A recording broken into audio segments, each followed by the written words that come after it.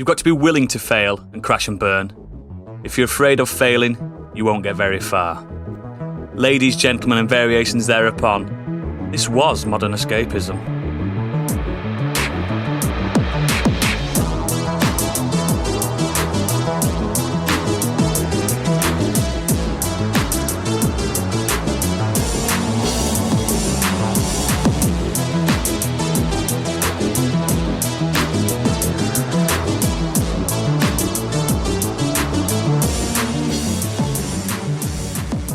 Hello and welcome to the show. My name is Oodles, the Gizmondo of podcast hosts, and today I am joined by the Apple Pippin, aka Gadget. Hello. The Nokia N-Gage Stig. Oh man, as if you gave me the N-Gage. The Zune Player Candy Machine. Right. And the solar-powered Drildo Hyperclimax 3000i. It's Biggie.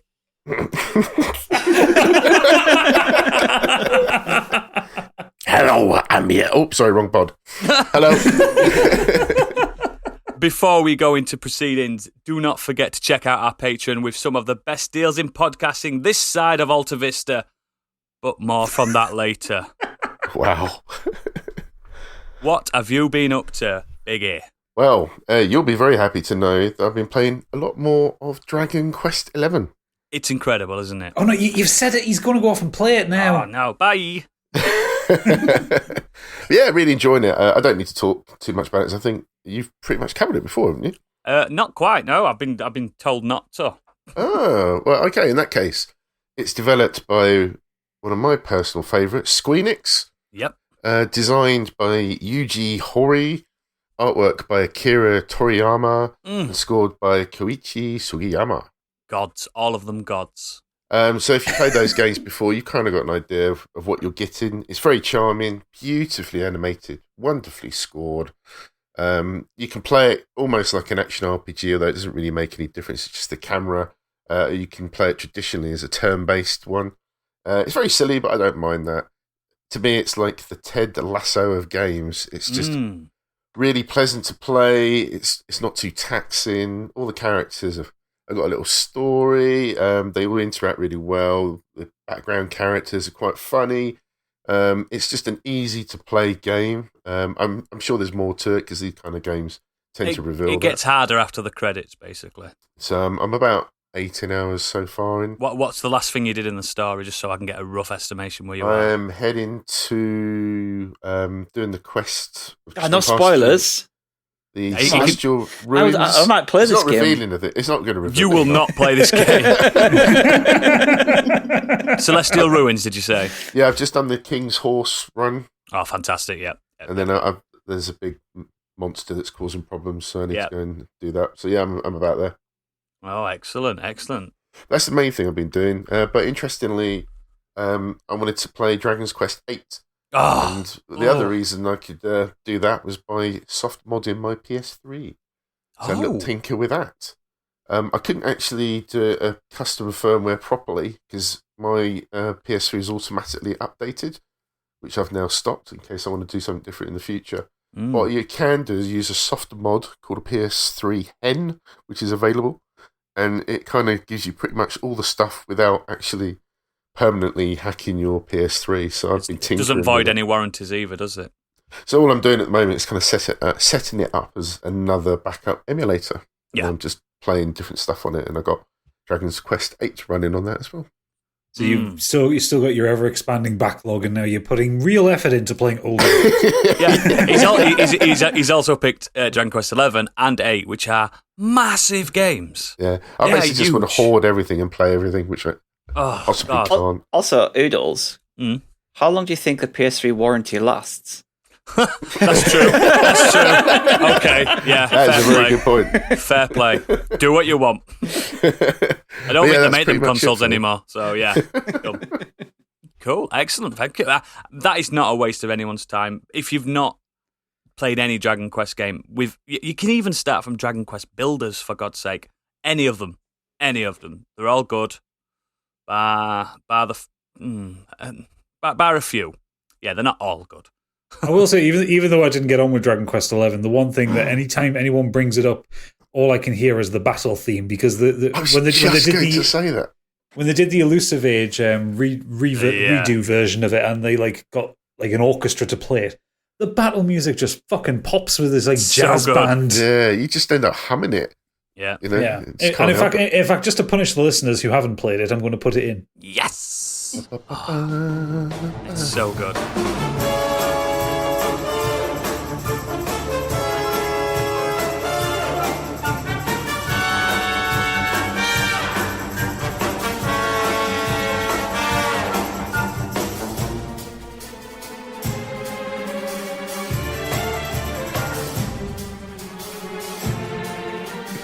Another thing with Dragon Quest XI, with the S version, which I'm assuming you're playing. No, I haven't actually. I didn't get that.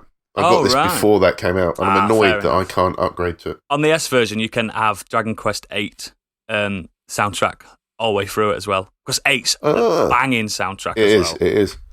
But yeah, just try a Dragon Quest game. Brilliant. Stig, you've been doing, hon? A couple of things this week I want to talk about. First one is a podcast. So this is a podcast I've really been enjoying recently. That's this one, right? Yeah, it must be. Always. No, this one is called Florida Men on Florida Man. Oh, okay. I love the title already. What does that mean? I think it's Florida Men on Florida Man. You know, yeah. Anyway, this is Wayne, Cameron, Josh, and Greg. Although Greg doesn't exist. What? Yeah, I don't get the joke yet because I've not got that far in. I don't know whether it's something that they've revealed or whether it's just a running joke that they never touch on. They introduce Greg first, even on their website. There's a Q&A with them all, and he just says something about him not existing. But I'm not in enough episodes yet to find out. Are they what saying that's about. Greg or Craig? Because sometimes when they say it's Greg. Craig, It's actually Greg. They say Craig very strange. Craig. Yeah. Anyway, it's three guys, and they just read headlines and stories about people and happenings in Florida, and it's just hilarious. I can say, I imagine there's a few out there. The shit that some people get up to in Florida is insane. Oh, Florida Man's amazing. Yeah, they're just. I know the news report crazy. memes, and I've seen the memes. Obviously, Florida man does this, Florida man does that. Yeah, exactly. Oh, that'll be Florida man on Florida. Yeah. He's just got it. He's got it. I've only just got it, and I've been listening to it. Yeah. Stig, your finger is forever off the pulse. I think one of them actually listens to this show because he gave us a review. So I apologise if they hear this for not getting the title of your pod. Maybe you're Greg. You're Greg. Yeah. So episodes are around 50, 60 minutes long. First section's kind of about stuff they've been up to, and then the second part is they do current headlines and news stories, discuss them, and then the third win will tell a big narrative story around something or someone to do with Florida. So to give you an idea of the stuff they talk about, obviously they've talked about the Bermuda Triangle, the life of pro skater Rodney Mullen. Oh, I remember him. Who invented loads of skate tricks, inspired the likes of Tony Hawk. They talked about Howard Solomon. This is a man who built a castle out of scrap metal. It's still there, and you can go and stay in it as a hotel. I've seen it. Just look it up. Look at Howard Solomon's scrap metal castle. It's insane. Get a tetanus jab first. Yeah.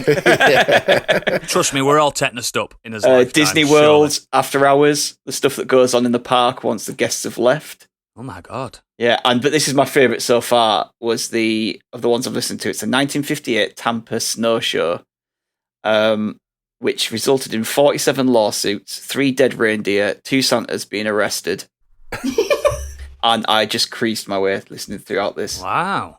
Honestly, it's absolutely hilarious. The guys just they're really quick-witted and clever with some of the stuff they're talking about. I really recommend it if you just want an hour-long podcast that you'll laugh through. So, I mean, anything to do with Florida Man always tickles me. Yeah. Remember that time when the Florida man was a zombie and he was going around zombieing people, eating people? Oh, I remember that one. That were a big week for Florida man. Yeah, I think the best one I ever saw was I've just had to look Holy up. Shit! I've just googled that castle. The best one I've seen, which I had to Google just to get the right wording for the headline. And I'm going to give it to you context free. Florida man suspected of using private plane to draw giant radar penis. Oh, no. It must be the humidity down there. It has to be. It's got to be. Yeah. That and the crack. And the meth. Don't forget the meth. And the cocaine.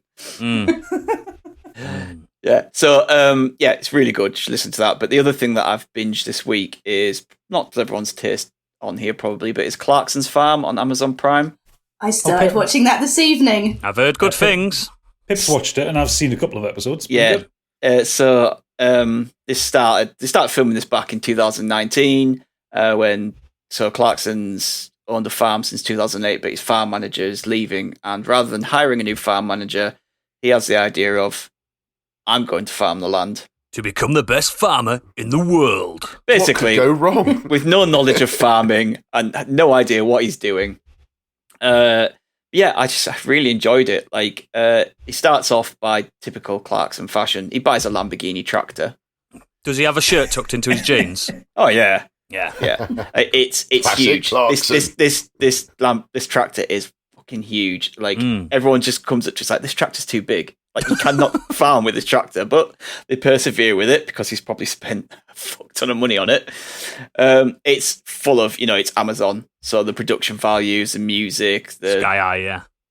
Honestly, the beautiful shots of the landscape and everything from the air, like, it's just typical what you get from Amazon. But yeah, it's full of like brilliant characters in it as well. Like, I mean, do you call them characters? These are real people, but they are like kind of characters in this show. There's a young lad in it, Caleb, who has helped farm the land for the last 3 years. He's only 21, but he knows everything to do with farming. Like, he's so good, and he's hilarious. He does not give Clarkson an inch. Like, for a 21-year-old lad to give like someone with a big celebrity. He probably like doesn't Clarkson, really know Clarkson is at that age. To be fair, he's not grown up with him. Probably not, but like, they live in the same village and everything. Yeah, so you'll have heard of him. Know him, everything, but I know he's worked on Clarkson's farm for 3 years, so... Yeah. But yeah, he's not afraid to call bullshit on him and to just lay into him and just tell him he's wrong. And Where is his farm? It's Sorry hilarious. if you said it. It's in the Cotswolds. Yeah, that's where he lives, Chipping isn't it? Norton. Yeah, Chipping Norton. Yeah, Caleb has never been out of the area, other than like one school trip. One school trip that he went to London on, and he stayed on the bus because he didn't like it. The Cotswolds is... Not enough cows. The Cotswolds is nearly as posh as Stig's estate, isn't it? Oh, it's posher down there. Really? I was the Cotswolds is very posh. I will say I'm currently recording from the Cotswolds as we speak. Ah. Because I'm posh, Ah. You need to go to the farm. You need to tell us. We want I could do. on location report. I'm going on holiday, only half an hour away from it. So I'm quite tempted to go down to the farm shop. If I was going to pop to the farm shop. I would. Yeah, I might do, yeah. But yeah, there's Gerald. So Gerald is, picture the guy from Hot Fuzz, who's, the one where they find all the bomb and guns and stuff in his shed. Yeah, the one you can't understand. That is Gerald. Like, throughout of it, he's constantly talking to Clarkson. You can just see on Clarkson's face, he's like, I have no fucking idea what this guy's saying. When Pip was watching, she was translating him for me. Because he's got such a thick West Country-ish accent. Yeah. She's just like, oh yeah, I grew up around people like this. I know I can translate that for you. I just switched the subtitles on when he came on. It's literally in the subtitles as well. Every now and again it says indistinct. They can't pick up what he's saying. That's what comes up for me for Gadget. Yeah. I really hope it was like an American staffer at Amazon that was doing the subtitles. Oh yeah, God. There's a bit near the end where he's got a mask on and he's talking to Clarkson through a radio, and Clarkson's just looking at the camera like, no, like, not a clue. He just starts laughing. He's just like, I have no idea what he's telling me to do here. And then Gerald's just there laughing to himself. He'll say something and laugh, and it's just like, I'm watching it going, I don't know what he's talking about. Like, he's brilliant though. And then he's like account manager who basically just brings him doom and gloom all the time. But yeah, in typical Clarkson fashion, he has all these weird and wonderful ideas, doesn't think about them through before just diving head on into them. But it makes for good telly. But yeah, again, also in typical Clarkson fashion, he's quite boorish at times and says things that will rile people up. He knows what he's doing. course he does. It's a character. He knows he's not that evil. He even posted something on Twitter about when he was doing some conservation stuff, and all he posted was all the trees he lobbed down, and he got loads of shit for it. And he went, actually, you need to do this because it lets light through, and it does this and does that and does that. And what he's doing is actually a good thing, but all he did was post the Chop trees. one tree down, you plant two more. Yeah, so he does it, but he's typical Clarkson. Yeah. For me personally, I was a big fan of Top Gear, and then I dropped off a little bit on the what was it called on Amazon? The Grand Tour. The Grand Tour. Yeah, I dropped off that, and I like him in sort of small doses, probably like people like me.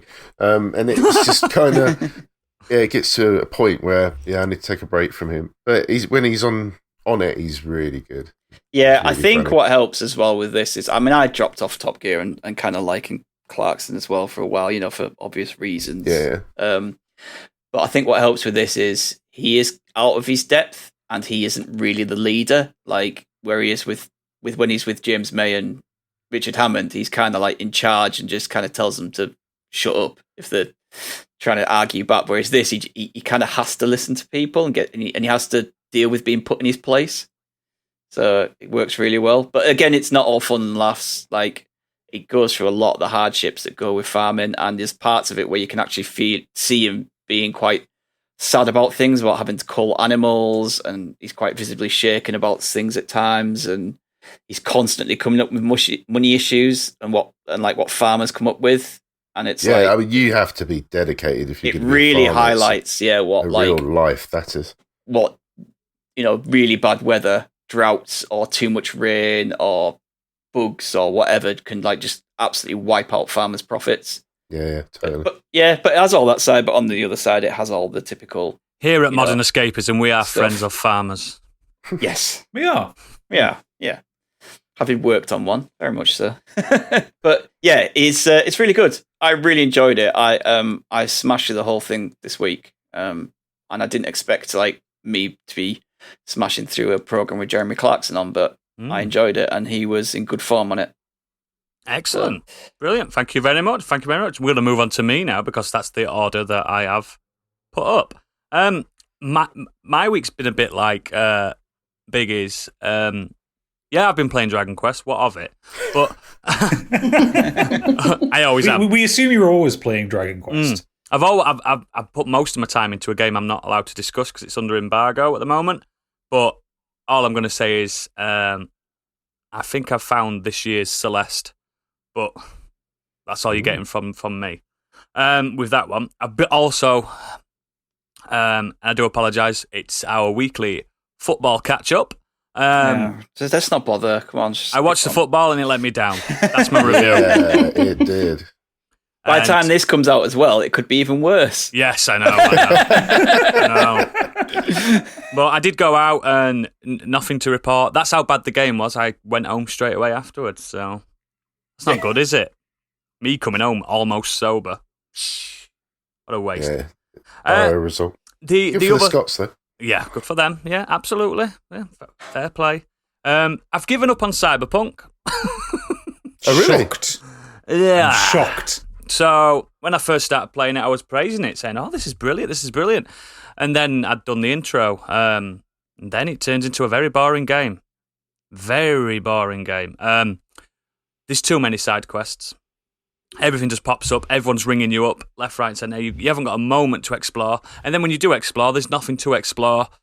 Oh, it's just not good, is it, guys? No. I've not got past the intro. Like That's the best bit. I've done the intro and I've done the bit after the intro with the family. I don't know. Yes, I know what you mean. I know exactly what you mean. Yeah. That's where I'm at. Yeah. The problem with Cyberpunk is, aside from the technical issues and all which I haven't noticed, but yeah. With all the rigmarole around that, even if you fix all the technical issues and do like the next gen upgrade and stuff like that, the actual minute-to-minute gameplay once you get out of the intro and get maybe about 10 hours into it, isn't that interesting. It's very much like it's almost like a PS2 era game. I was about to say that. Here's a quest. Go do it. Yeah. Come back. Here's the next quest. Go do it. It reminds me of, I unlocked a motorbike. It reminds me of Headhunter. Remember that PS2 game where you have got an open world, but there's nothing to do.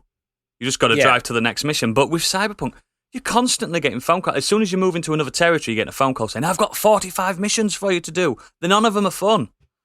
Yeah, no. Which is a bit shocking given how fun and interesting The Witcher 3's world was to explore. Which all those side missions were incredible. Yeah, and these side missions are, look at this, there's someone with implants that's gone a bit mental, go kill them. Yeah. Or go do these 10 things for me. It is like the first thing, like the first time you come out like your apartment kind of thing, you look at the map and there's just icons everywhere. It's just like, what am I doing? Yeah. Where am I going here? Like, I have no idea. It's awful. The menus aren't good. Maybe if you just stick to the main story, do that and call it a day. I've uninstalled it. It's so short though, isn't it? The main story is so short when you play it. It's uninstalled, mate. It's uninstalled. I bought it like full price on the start. Oh, right. I admit, like, it was only 35 quid. I will boot it back up once they've put a game in there that I enjoy. But Good luck. It's back on the PSN as of, I know. We're recording this tomorrow, the 21st. Because, like, I had no errors, no graphical errors, no issues and stuff like that. Nah, maybe. So that bit's fixed. There's still a dull game there. They need to just drop it. You say that. Sony and I think Microsoft are still, when it goes back on the store tomorrow, they're still putting a disclaimer saying, I don't blame please play this on the PS5 or the Pro. Cover if you their play own it on back. anything lower, it's your own fault. Yeah. But let's leave Cyberpunk in the gutter. The main thing I want to talk about is Bravely Default 2. Fucking hell. Don't you dare. Don't you dare. Stig, you can go to sleep now. This is another JRPG. It won't be long. I'm going to talk for 5 minutes because I'm not even a quarter away. I'm not even lying. Like, I don't mean to be rude. I'm going to get some more water. You get some more water. Get me one. But yeah, it's a very typical JRPG. Lovely art style. The characters do have feet now, which they didn't used to have. They didn't used to have feet. They were very chibi characters in the first one, weren't they? They still are, but they're a bit more tall. Let's just say they're taller. But yeah, it's so old. A foot taller? Maybe. It's so old school it hurts. You know what I mean? There's a clever mechanic where when you're roaming around in dungeons and world map, if you're higher level than what you should be, if you've grounded, is it grinded or grounded? I don't know. When you've been grinding, grinded. Yeah, when you've grinded too much, the enemies run away from you. Do you know what I mean? That you can't even initiate these battles with them. They just piss off because it's the game's way of telling you to stop wasting your time and push on. But yeah, it's just a charming little adventure, and I'm really enjoying myself with it. And the funny story is I bought it when it came out, and then I forgot I bought it. I just put it in my little like game box that I've got underneath my laptop, and just forgot I'd bought it because I got Kurt's lent me. He borrowed me Mario. I played that. I played a few other games, and I just forgot I had it. Then I looked in my box the other day, and I went, "Oh shit, I've got this!" This £50 game I bought. So yeah, I've been playing that. It's really good, and that sounds great. Yeah, thanks, mate. Thanks. Did you get me a drink? Yeah, it's here. Thanks, mate. But yeah, that's all I've been doing. I have got some plans for next week, so don't worry that you'll get more from me next week. But we're going to move swiftly on to Gadget. So a couple of things this week. I'm also going to recommend a podcast. Stop doing this. I like documentary podcasts, and I like kind of stuff that relates around people doing fucked up shit in America. I promise it's not the Florida Man one. I've been listening to a podcast actually primarily today. It's why I kind of brought it up. Called American Scandal, and it's one of Wondery's podcasts, and it's hosted by a guy called Lindsey Graham, and it basically recounts scandals in American society. So ones I've listened to in the past, there was the 3 Mile Island disaster, the VW emissions scandal, several things about presidents being dodgy or politicians being dodgy. But the one I was listening to today was called The Ice Pick Surgeon. You ever heard of how a frontal lobotomy was done? No. Yep. No. Which were, well, so there was a doctor in the kind of the 40s and 50s who invented this concept of curing mental health issues such as schizophrenia, depression, that kind of thing. Is it like trepidation or something? It's called something like that? Or? No, it was by severing a few connections in the frontal lobe of the brain, which is just behind your forehead. Gross. And it was done at first by traditional brain surgery, opening up the skull and that kind of thing. And that took too long, and he couldn't see enough patients to make a lot of money. So he developed a technique that involved putting an ice pick past your eyeball and breaking through your skull and just swizzling it about a bit. Suffice to say, no one does that in America anymore, or in the world. Did anybody survive? Lots of people survived, lots of people died. How do we cure this? By just killing them? Yeah. Just stab. 100% result. It's medicinal brain stabbing is what it is. But yeah, so anyway, their pockets, the way they organize things is they do like little mini-series of like 4 or 5 45-minute, hour-long episodes. They're really well produced, really well presented, really well researched and written. And it's done a little bit like a documentary, but also with the host kind of doing bits of dialogue. So he'll voice both people in a conversation, and it's panned left and right. But just to kind of illustrate what's going on. And it's just really well put together podcast and well worth listening. It sounds like a podcast you can have on while you're eating your dinner. And maybe not that one precisely, but it's a good one for driving to, actually. I really like driving to. And the guy's got a really nice voice. Gadget, if you like those like kind of stories from America, have you listened to S-Town? Yeah, I've listened to S-Town. Fucked me up. That was a hell of a turn, that one. Yeah. That was a great S-Town podcast. was brilliant. Yeah.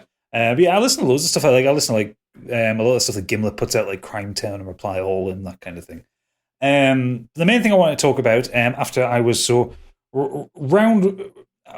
rousingly put down for it last week, I've been watching Arrested Development. Good. Started watching it on Netflix this week. I'm most of the way through the first season. And I just have to ask, why does nobody talk about this? Why we did years ago. We did. We talked about it 5 years ago. So this came out in 2003. It's an American sitcom starring Jason Bateman, Portia de Rossi, Will Arnett, Michael Cera, David Cross, Tony Hale, and Jessica Walter. Massive hitters, all of them. Oh, huge hitters, but also kind of at the time, not the most well-known outside of America. I think they'd all done various bits of TV in America. Especially Michael Cera. Yeah, well, because he was just a babby when he did it. Yeah. I mean, Jessica Walter would be a stage actor, so Jeffrey Tambor and people like that. David Cross was a voice actor. But like Jason Bateman and Portia de Rossi weren't really well-known outside of, unless you watch Saturday Night Live, I guess. Let's not forget David Cross's starring role in Small Soldiers. Was she Danny McBeal? Yes. She was, yeah. I don't remember a lot of 90s TV. But anyway, Jason Bateman was quite big in the 80s as well. He played a kid in one of the TV shows like Family Ties or something like that. Oh, did he? Oh, yeah, he was a famous kid actor. Oh, fair enough. So Arrested Development follows this the dysfunctional Bluth family, who are a bunch of very rich, very spoiled people who are put into disarray when the patriarch of the family is arrested for massive corruption. Mm-hmm. The most corruption. They end up having their assets frozen, and they all kind of want to stick with their own particular lifestyles, and it's up to Jason Bateman's character, Michael Bluth, who is the only reasonably sensible one in the family to run the business and try and keep everyone together. Still not that sensible, though, is he? No, he's still not that sensible. The main thing is, the entire cast of characters, Michael included, are a bunch of bastards. Oh, yeah. There is not a single good person in this family. Whether it's Michael's sister, Lindsay, is it? Yeah, Lindsay, who is vacuous, determined, never to have a job, spends all the money that she can get. Her really messed up husband, Tobias Funke. Funke. Who has the dubious honour of being a disgraced doctor and also a man who is never nude. One day that he's an actor. Yeah, I remember. Will Arnett plays Job, who I called Gob last week because it's spelled G-O-B. The greatest magician ever known. Yep. Yes, a magician who is completely inept, dating one of the most fantastically beautiful women in the world, and yet constantly cheats on her and is not very good at it either. Nope. And it's just mad. when I look at it, when I'm watching it, it seems like it's the prototype for things like Schitt's Creek and for It's Always Sunny in Philadelphia. Absolutely. This idea of these kind of people who are completely displaced from where they are, but also making no effort to be better people. They're subhuman, a lot of them. Yeah, absolutely. I mean, the thing is, David Cross steals every scene that he's in as Tobias. He's so good in that. He is so good and so friendly yet creepy. Like, the man is so unnerving. Wait till you start hitting the next few seasons. Yeah. There's jokes that run through, and they're so subtle. But if you catch it, you're like, oh, fuck, that is brilliant. The problem with Arrested Development is the quality is a roller coaster. It starts slow, gets up, goes down again, gets back up and goes down again. It's a roller coaster. I do enjoy the way some of the gags are written. Like, there's a lot of gags which are very long setups for short punchlines. Yeah.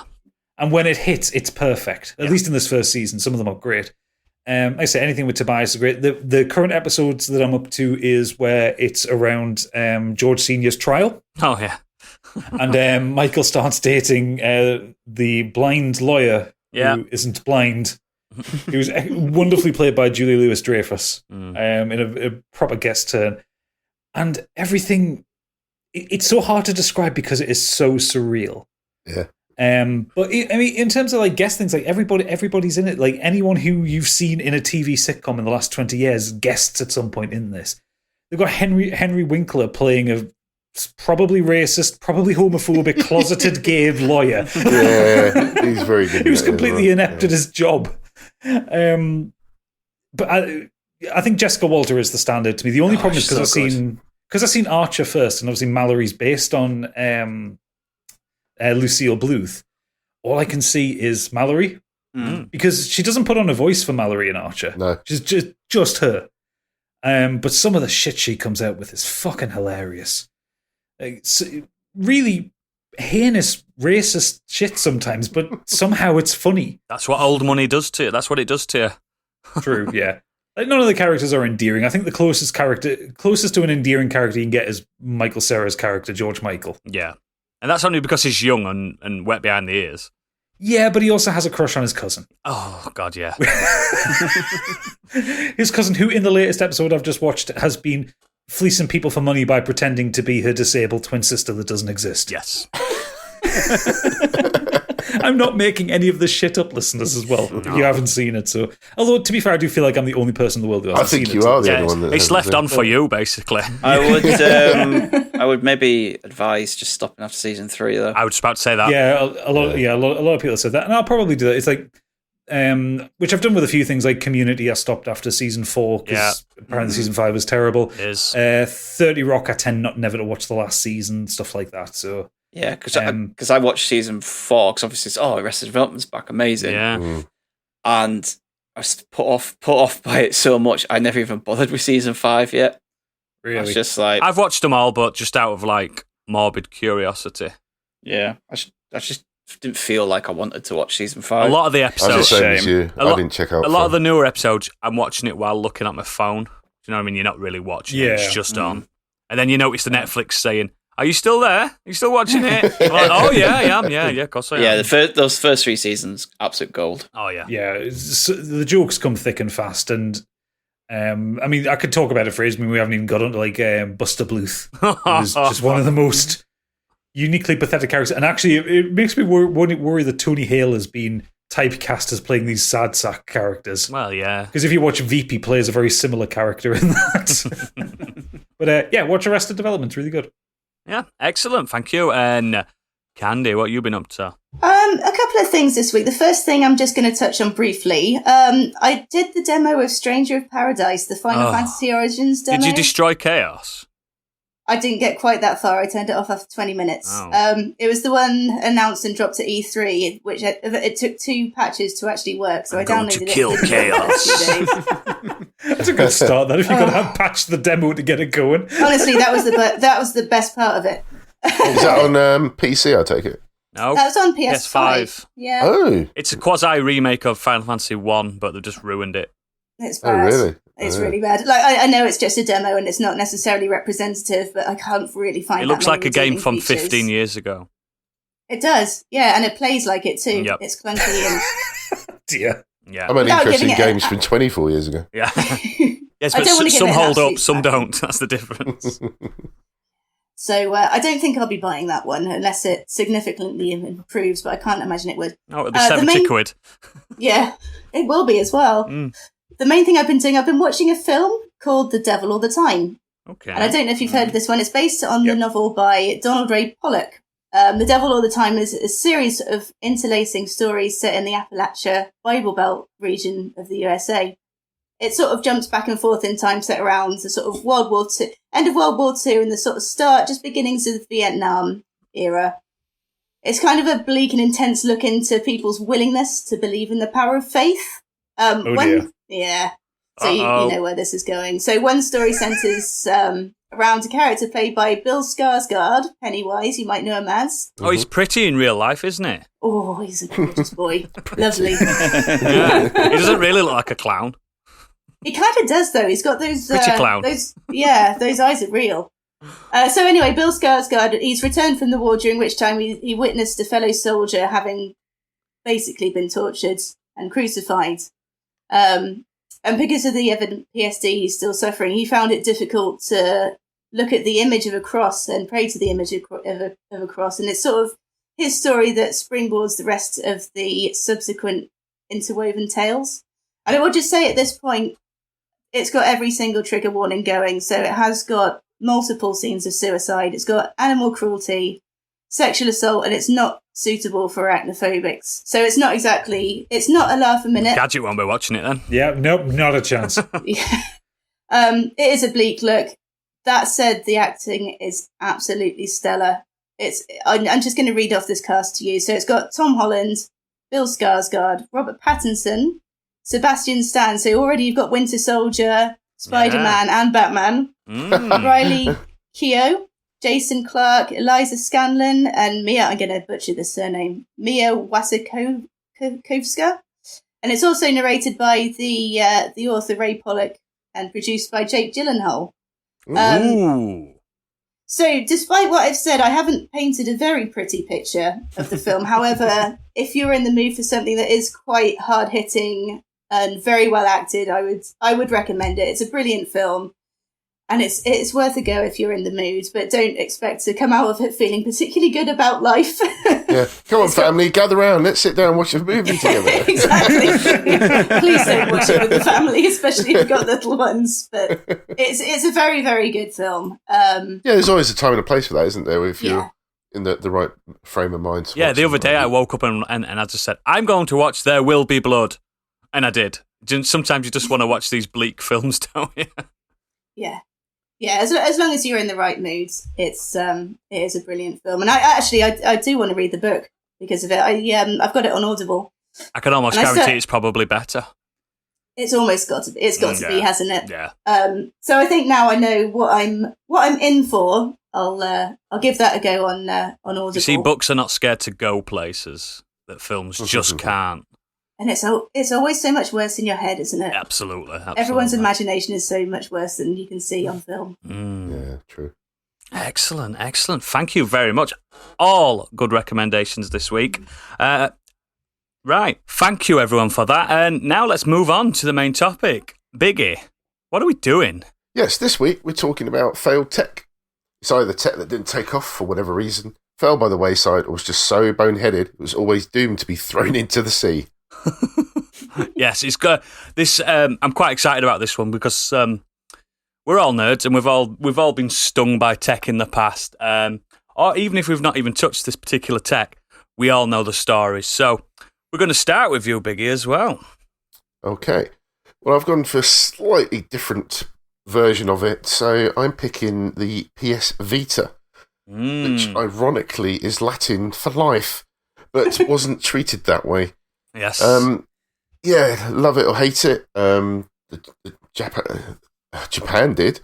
I did. But I loved it. I love it. But yeah, I don't think Sony did so much. No. So the PlayStation Vita, or the Vita as it's known, or the PS Vita, is a handheld video game console developed and marketed by Sony. It was released in Japan in December 2011. And the rest of the world generally in February the following year in 2012. It launched with various titles, such as Uncharted, Golden Abyss, and Wipeout 2048, and ports of your games like FIFA and other stuff. It was a successor to the PlayStation Portable, part of the PlayStation branding, but it launched for, in America, $250. Too expensive. And over here, it worked out as about $280 for even the, more expensive 3G version, which is mad considering that the PlayStation 3 was probably going for about 50-80 quid more. Yeah. It had a proprietary PS Vita memory card required, which costs more than the console, to pick up your storage space. So you could only have memory cards that were like 4 gigs, 8, all the way up to a mind-blowing 64 gigabytes. And which cost about 200 quid.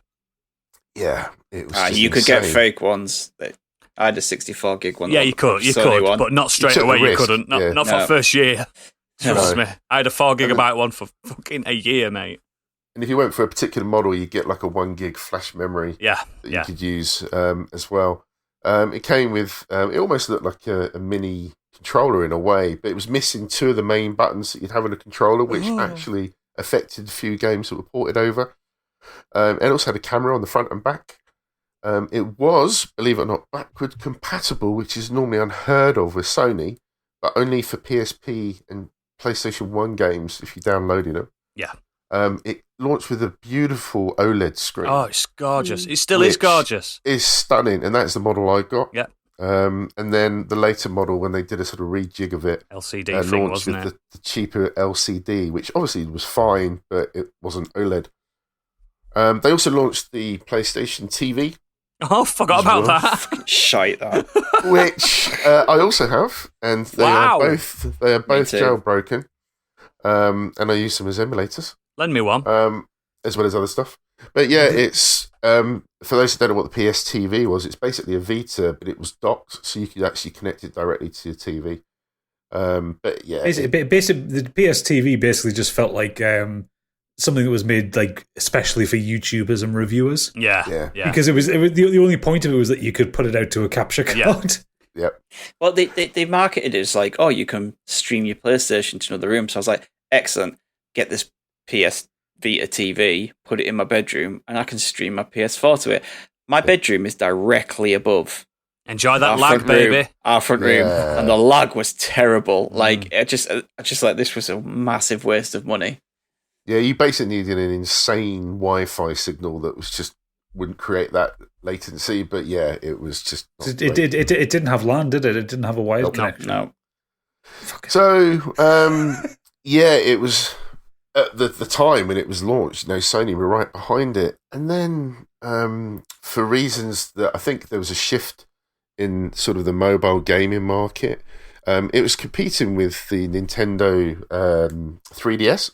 And the iPhone. And the iPhone.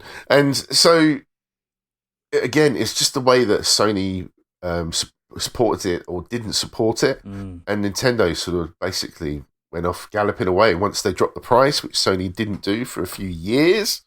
So they were still trying to push it, still trying to relaunch it, and they just didn't understand the market. And then, when you came to things like E3, there were just no announcements for the Vita, even though it'd only been out like a year or so. There are all these big, titles when they do, your usual trailers for big AAA titles for the PS3. There was just no mention of anything for juxtaposed with Tokyo Game Show, there was Vita stuff because it was still big in Japan. Loved that handheld games market. we would never get. Yep. But yeah, the West was just forgotten about. Absolutely. So I think what killed it was basically the shift in the mobile gaming market, the cost of the hardware itself, and then those expensive memory cards. I mean, I have a US account and an Indonesian account for PSN for those ways to get. You should see my Nintendo Switch. I've got an account for every country in the fucking world. The thing is with the Vita, though, to swap, you can't swap the card in and out. No. You have to delete your account, reformat your PS Vita. At least Nintendo got that right. The other account on. It's just such a faff. And that's part of the reason why I jailbreaked it, was to allow the fact that you can just do that now, so I can just swap in and out of accounts. Do you know what? So I've got on the Vita, games. On the Vita, the bubble UI, I adore that. It's great. You can just drag and drop, move things, and put them in folder. Oh, it's so good. And then It's whatever really they've got now, I don't even know. Kit. The OLED screen is beautiful, playing little mini RPG games. Good speakers as well. Suitable for that sort of handheld gaming market. It's great. That back panel was shit, though. Oh, God, yeah. Yes. The touch screen on the back of it as well was just kind of, if you're playing certain games, it ends up triggering something on screen. So, well, hilariously, the PS TV also played the same games that the Vita could, but it couldn't play something like Tearaway because it had no touch screen. Yep. Which meant the game was unplayable. You could only use a PS3 controller, couldn't you? Yeah. So you had to use a PS4. Could you? Yeah, I use PS4. Idiots. Yeah, you can do it. You got little programs you can put onto. You pretty much play any controller on it now. But yeah, I think the thing that actually failed the Vita was Sony itself. Yeah. And I think if you look at now how big the Switch is, I think that's where Sony could have been with the Vita if they had the right marketing behind it, the right support. They could have probably had another version of the Vita, which basically is what the Switch is now. Whereas Nintendo seems to have just got hold of that market, walked away after the 3DS, put their plan into place, and they weren't going to bring out another console like the PS4, the PS5, whatever. They just focused on this little handheld that you can dock. But how popular is the Switch? You guys tell me, because I don't have it, but I hear it's just amazing. Oh, it's incredible. The thing with the Vita, though, I think, and unfortunately, I think it's also to its detriment, it was ahead of its time. Maybe so. Sometimes you do get some technologies that are like, you're like, oh God, it's too advanced. You know what I mean? It's too complicated. It's got a funny name. I don't understand what it is. The PSP was simple. It was a PlayStation Portable. You could play PS2-ish looking games. The PS Vita, it's like a whole nother galaxy for casual people. And how much for a memory card? How much for these weird little cartridges? The thing is, if they called it a PSP2, I think it would have sold better. It would have done. Yeah. Miles more. It's like I guess it was like going from the Wii to the Wii U. Like, you give it a stupid name and no one's going to go for it. It confuses the average person that's running into Toys R Us to get a new console, and they say, oh, Nintendo 3DS. Oh, I remember the DS. So this is in their head, this is the third DS, so I'll get this. Yeah. Do you know what I mean? Even though it was just a pun. But it's just... But the Vita now is a success in the homebrew market. There is a massive community. Oh, it's huge. Which have got behind hacking about how to utilise the Vita, the PS TV now. And because of that, when I got my PS TV, I got it for something ridiculous, like 65 quid off eBay. Now they're selling for 200 plus. People cannot get hold of them, or PlayStation Vitas as well. If you can find one of a particular firmware, then you're laughing because you can do everything you could want to do with it. It's such an incredible piece of kit. I've seen a sealed black OLED one, sealed, go for over £1,000 on eBay. Yeah, it's just insane. But I love it as a piece of kit now, what I can do with it. I love it. But at the time, it's one of the best emulating systems you can have because it's so powerful. Up until like even the Dreamcast, you can even get Dreamcast stuff on it and stuff. It's incredible. Yeah, when I used to travel to the Philippines, I used to take it with me. I was playing Parasite Eve. I was playing Final Fantasy VII. I was playing it. But during my travels, whatever I thought was a decent game to put on there, I would take it with me. Yeah. It was brilliant for all the Resident Evils up until 4, I believe. No, maybe not. Maybe not 4. The first game that I played on it was Go on. Resident Evil 2. Yeah, perfect for that. Perfect for it. Yeah. Oh, such. But yeah, I love it, but I feel that Sony failed to support it. It's not like Sony to fail people, is it? No. It's to fail me this year. But yeah, I think it's a real sad. Although it wasn't a failure itself, I think it had its failure because of the company that actually created it. Yeah, I feel like it's a personal attack on gamers, me, the Vita. It really is, because such an incredible machine. But yeah, great pick there, mate. We're going to move on to Stig. From one handheld to another. Oh. I'm going to talk about the Sega Game Gear. Oh, fucking hell. The battery beast himself. Released in October 1990 in Japan and April 1991 in North America and Europe, this was Sega's answer to the Nintendo Game Boy. It's an 8-bit 4th generation handheld, but unlike the Game Boy, it had a full colour backlit screen, a D-pad with diagonals, a faster processor. So everything about it should have screamed next-gen handheld. This is better than the one that's just a black and green screen. It's faster, and you can actually play it in dim light or darkness. Mm-hmm. Everything, it should scream, this is better. It plays all the Master System games that they ported over and everything, yeah. However, due to its power and screen, the battery life was terrible, and it was criticised for its size, which I personally didn't mind. No. I am someone that prefers to play my handhelds in landscape, so I actually find it more comfortable than the Game Boy, because that's quite close together, isn't it, with your hands? Yeah. I agree with you on that one, mate. I agree with you. It feels more natural in your position, and it's actually not that much smaller than a Switch. No, it's not. So, like, when you're saying, like, the size was too big. It's quite thick. I think what they're comparing... It's definitely a thick boy. I think you they're kill just someone with it. Yeah. Comparing it to the size of the Game Boy, which is kind of more small and compact, and like its build quality was the Game Boy was better. Like you could probably drop that from a roof and it'd survive. So yeah, I don't understand why, just like the PlayStation, Sega didn't support this machine more. Like I said, technically everything about the Game Gear is better than the Game Boy, but they didn't support it properly. The Game Boy had 1,046 games.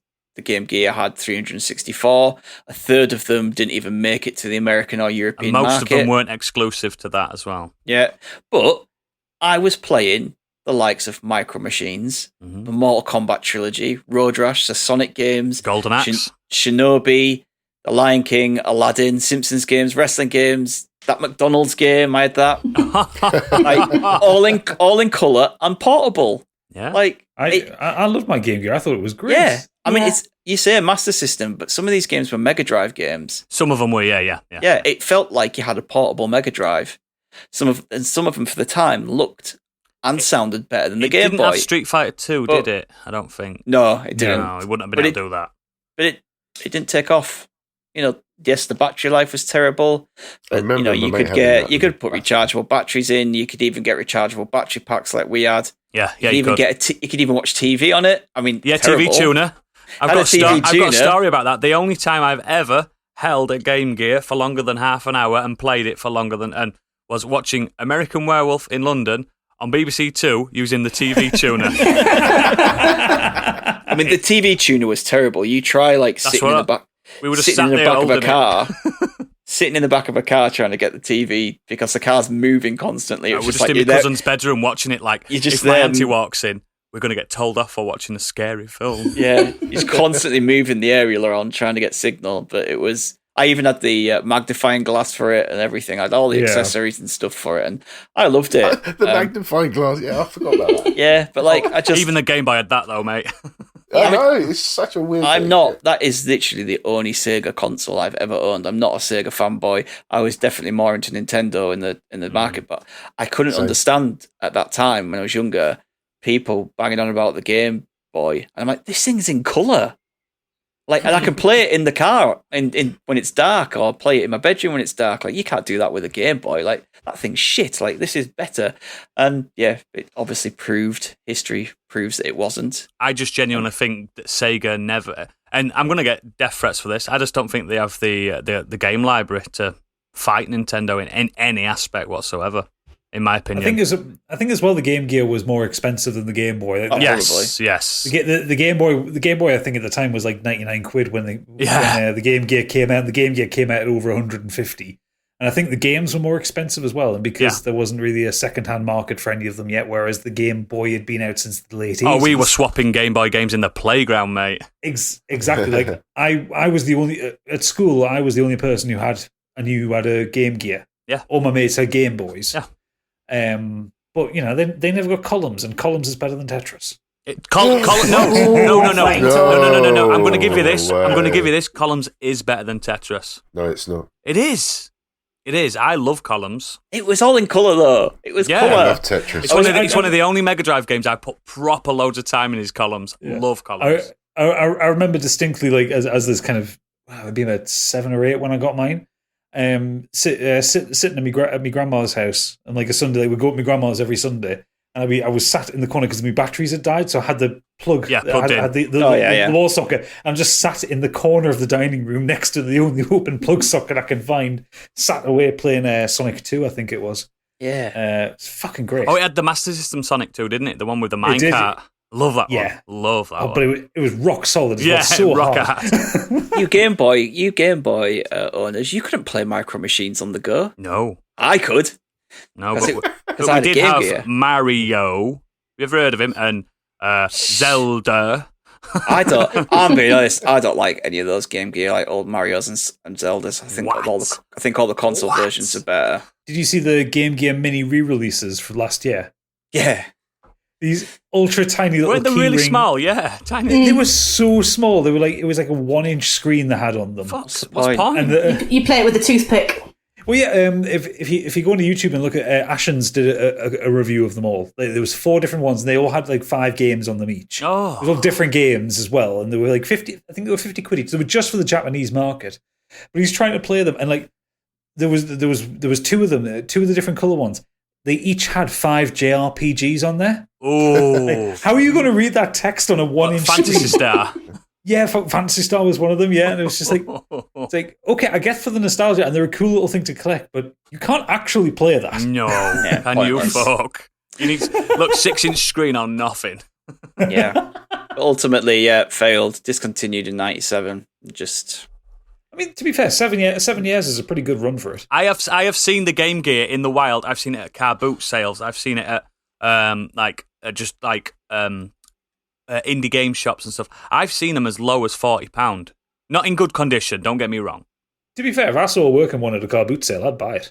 My dad, he's got about 5. He loves Game Gears. He just buys them. One. So yes, it was discontinued in '97. But when you look at the actual games that came out in 96, 95, 94, honestly, it's just nothing. Nothing. You just got nothing. Shite. It pretty much ended in 93 for the European market. Yeah. That was back in the day when we were always sometimes more than a year behind in releases anyway. Yeah, so you got never helps. We got like Lion King and Sonic Drift in '94, but other than that, like Sonic Drift.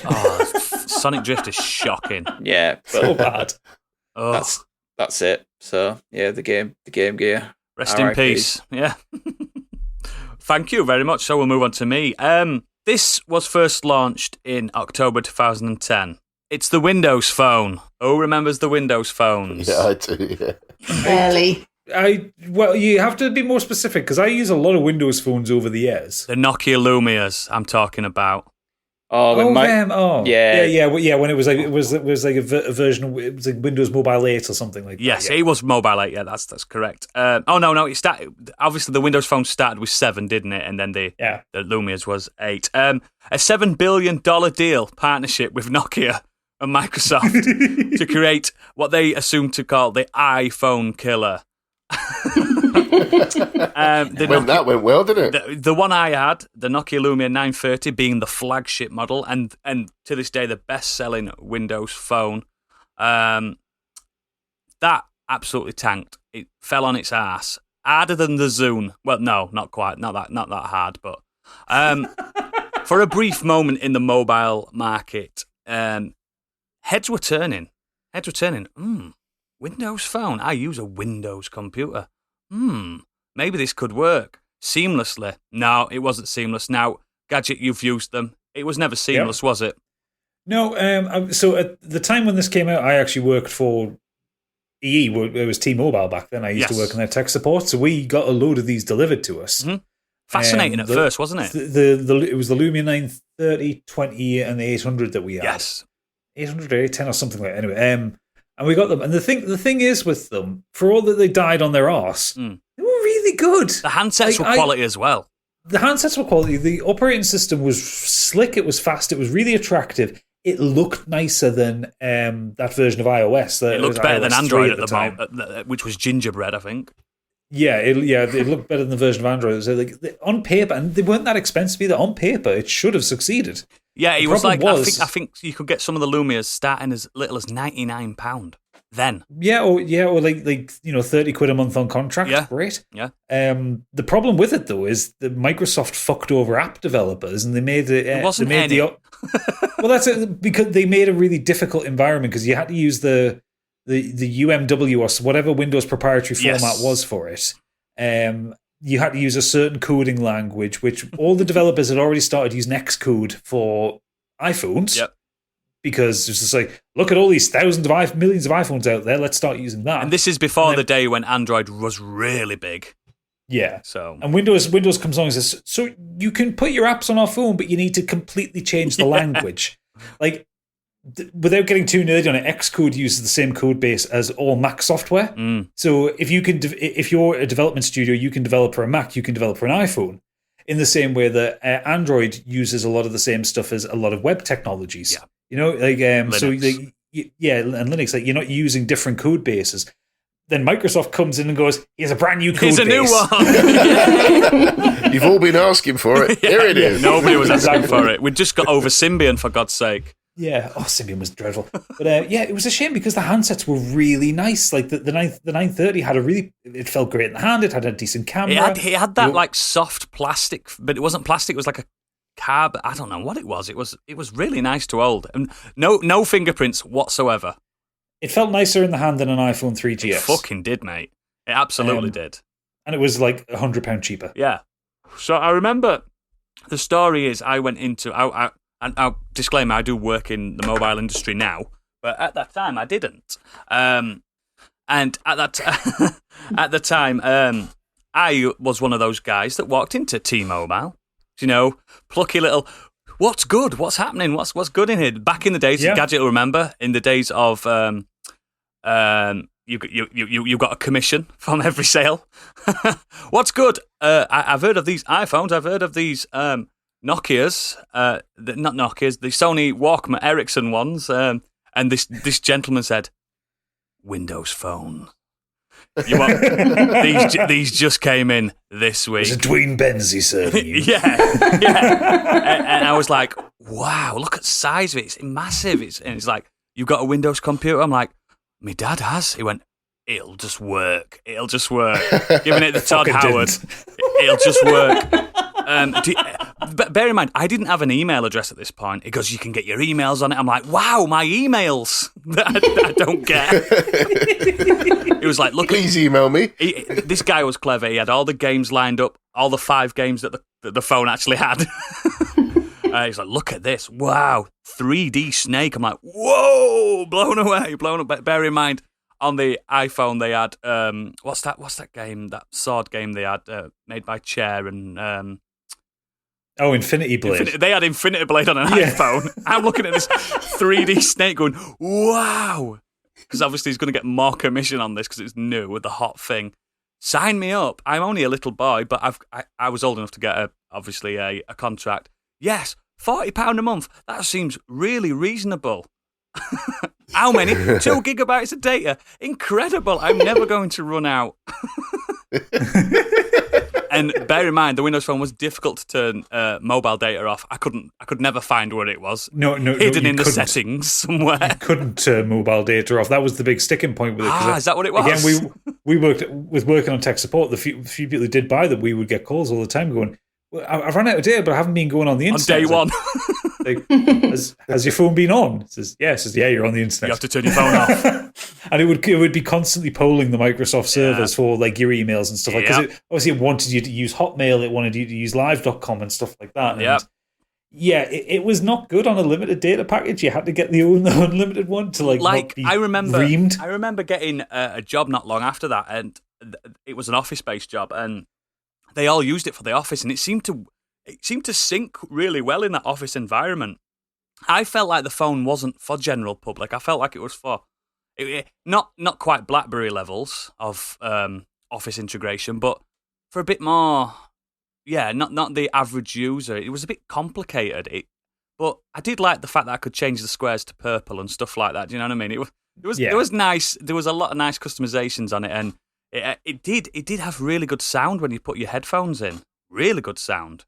Obviously, depending on your headphones, but Well, yeah. It shouldn't have failed. That's the main thing. But as Gadgets alluded, it was difficult to work with. Like the PlayStation 3, that was apparently very difficult to work with initially. Yeah, it was difficult to work with. They lost all the app developers, and that was also at the time where apps were the thing. Yeah. So it's like at that time, phones were just empty shells, weren't they, without apps?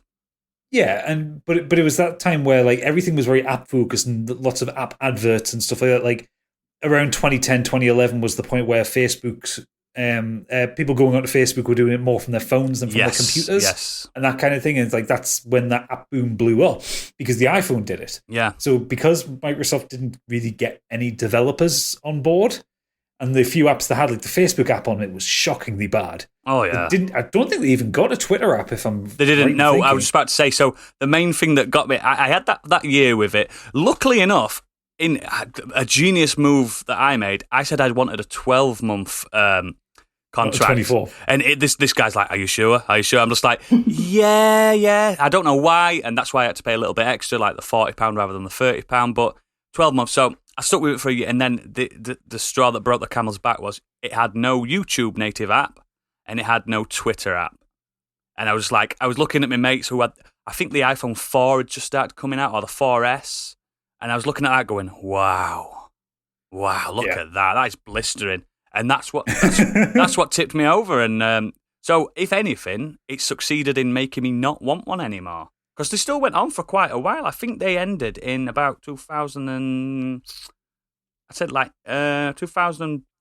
16-ish, something like that. No, not quite that long. It was about 2013 where they stopped making them and Nokia went back to their own kind of software. Yeah. And then they fucked that up and then they went to Android. Yeah, because Nokia just do Androids now. And that was like, there's a girl I worked with, and she's just like, oh, like the new Nokia's coming. Like she was like, it's not Windows Phone anymore. Nokia's a great Nokia. So I was like, it's gonna be shit. Nokia, I was like, Nokia are just so far behind the other. Nokia now they just corner the budget to mid-range market. There's nothing spectacular there with a Nokia anymore. The last time Nokia tried to do a premium phone, I remember this because it was like just before I finished working at T-Mobile. They released it was the Nokia N900. Oh God, yes! And it was advertised as this huge thing. It's like it's Linux. It's not Android. It's a Linux phone. And we got one in, and it was one of those ones that you had it landscape. Play your DivX movies on it. Yeah, you like it like slid up. There was a little keyboard under the screen and stuff like that. And handset wise, it was nice. It fucking didn't run. Nope. It was so slow. It had a stylus style touchscreen, not like a multi-touch one. And we're just looking at it and goes, who the fuck's going to pay £700 for this? Is the N900 the one that notoriously had the 2-minute boot up? Yes. That's ridiculous. That is ridiculous. It was underpowered and overloaded with OS. And it red hot as well. The phone was red hot. Yeah. I'm only making a call. Stop burning my face. It was dreadful. But it was like £700 and like it was more than an iPhone. Like who's going to pay that for it? Yeah, I mean, look at us now, £1,200 for an iPhone. But we live and learn, or we don't. So, Windows Phone, lest we forget, rest in peace, we'll see you never again. We'll move on to Gadget. Well, my one dovetails a little bit with Stig, because the first one I'm going to talk about is not the Mega Drive, but the add-ons for the Mega Drive. Oh, wow. Oh, there's so many. The Tower of Terror. Yes. So, the Mega Drive, or the Sega Genesis if you're in the US, that lasted probably about 2 years longer than it should have because Sega weren't very good at reading the market and getting things prepared. Around about 1993-94, the Atari Jaguar came out, which was the first, probably the first 32-bit gaming console. Ugly controller on that thing. Oh, hideous thing in general. I mean, it wasn't a very good console in general. But it did play Doom really well. It did. So Sega, being perennially behind the times, the Saturn was about 2 years away, like in 1993. So the Saturn came out in 95. So, Sega had to do something. They had to stay up to date because, we got to do it, boys. You got to get the 32-bit. So what did they release? The 32X. Oh, God, it's so which bad. was this massive expansion port thing. You stuck it in the cartridge slot. It had a pass-through cartridge slot on top of it. It was a hat for the Mega Drive. And the intention behind it was that it would expand the capabilities of the Mega Drive. It would give it a bit better graphics. It would give it a bit faster running. More blast processing. More blasting. Yeah. Exactly. And you know what? it fucking failed. Yeah. So Sega had obviously revealed at the time they were developing the Saturn, but the Saturn was going to be about 2 years out. The Atari Jaguar was already out, and people were kind of developing for that one. So Sega kind of fasted out the 32X to try and keep a bit of that traction, keep people interested in the Mega Drive and the Genesis. The problem is developers weren't interested in it. It's too late, wasn't it? A bit too late. Do you want to know how many 32X games there are? I think there's like 8, isn't there? It was on sale for 3 years, and there's a grand total of 40. Oh, wow. I weren't far off. Yeah. 6 of which required the other add-on which you could get for the Genesis, CD. the Sega CD. Yeah, I'm just looking at a picture now. Which was as you can imagine, a CD-ROM drive for the Mega Drive. And apparently a good music player. Very good music player. That one had a bit more success because there was a grand total of 205 games released for it. Loads. You're almost building a PC at this point. Yeah, effectively, yeah. You're just kind of clobbing bits together. But, some of the games, 6 of the games required you to have both the 32X and the Sega CD. And if you look at a picture of them all combined together, it's hideous. It's like a Transformer or a Megazord. It's the shittest Voltron in the world. Yeah, it is. So yeah, the biggest problem with the 32X is that no one really knew what to do with it. No one really wanted to develop for it because, again, it was expensive. It was this thing that it's like, well, why are we kind of pushing games out for this? When we know the Saturn is coming out, the Jaguar was already out. The Nintendo 64 dev kits were already out in the wild by that point, even though it hadn't been announced. It's like, what's the point of kind of like effectively nursing what had already become a legacy console? By that point, the Mega Drive had been out for about 6 years at that point, I want to say, because the Mega Drive came out. 80, no, it wasn't even that long. 88, wasn't it, Mega Drive? Oh, yeah, 88. So, yeah, we've been about 5 years at that point. So, you're already coming towards the end of a generation that kind of limits what you can do with it. When you look at the list of 32X games, not many of them are memorable. Terminator, that was a good one.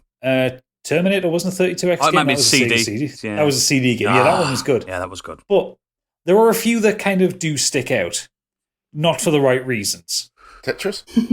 Well, for instance, so the general run in technology is anything that gets created that has a screen and some form of an input, will it play Doom? Yep. That is what every developer's tongue.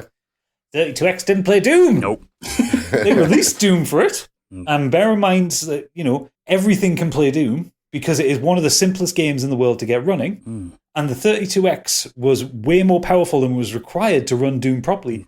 The port of Doom that they put out was dreadful. 5 frames per second. Really low frame rate. It didn't fill the screen. It was within a box out within the screen. They used a different soundtrack as well, if I remember.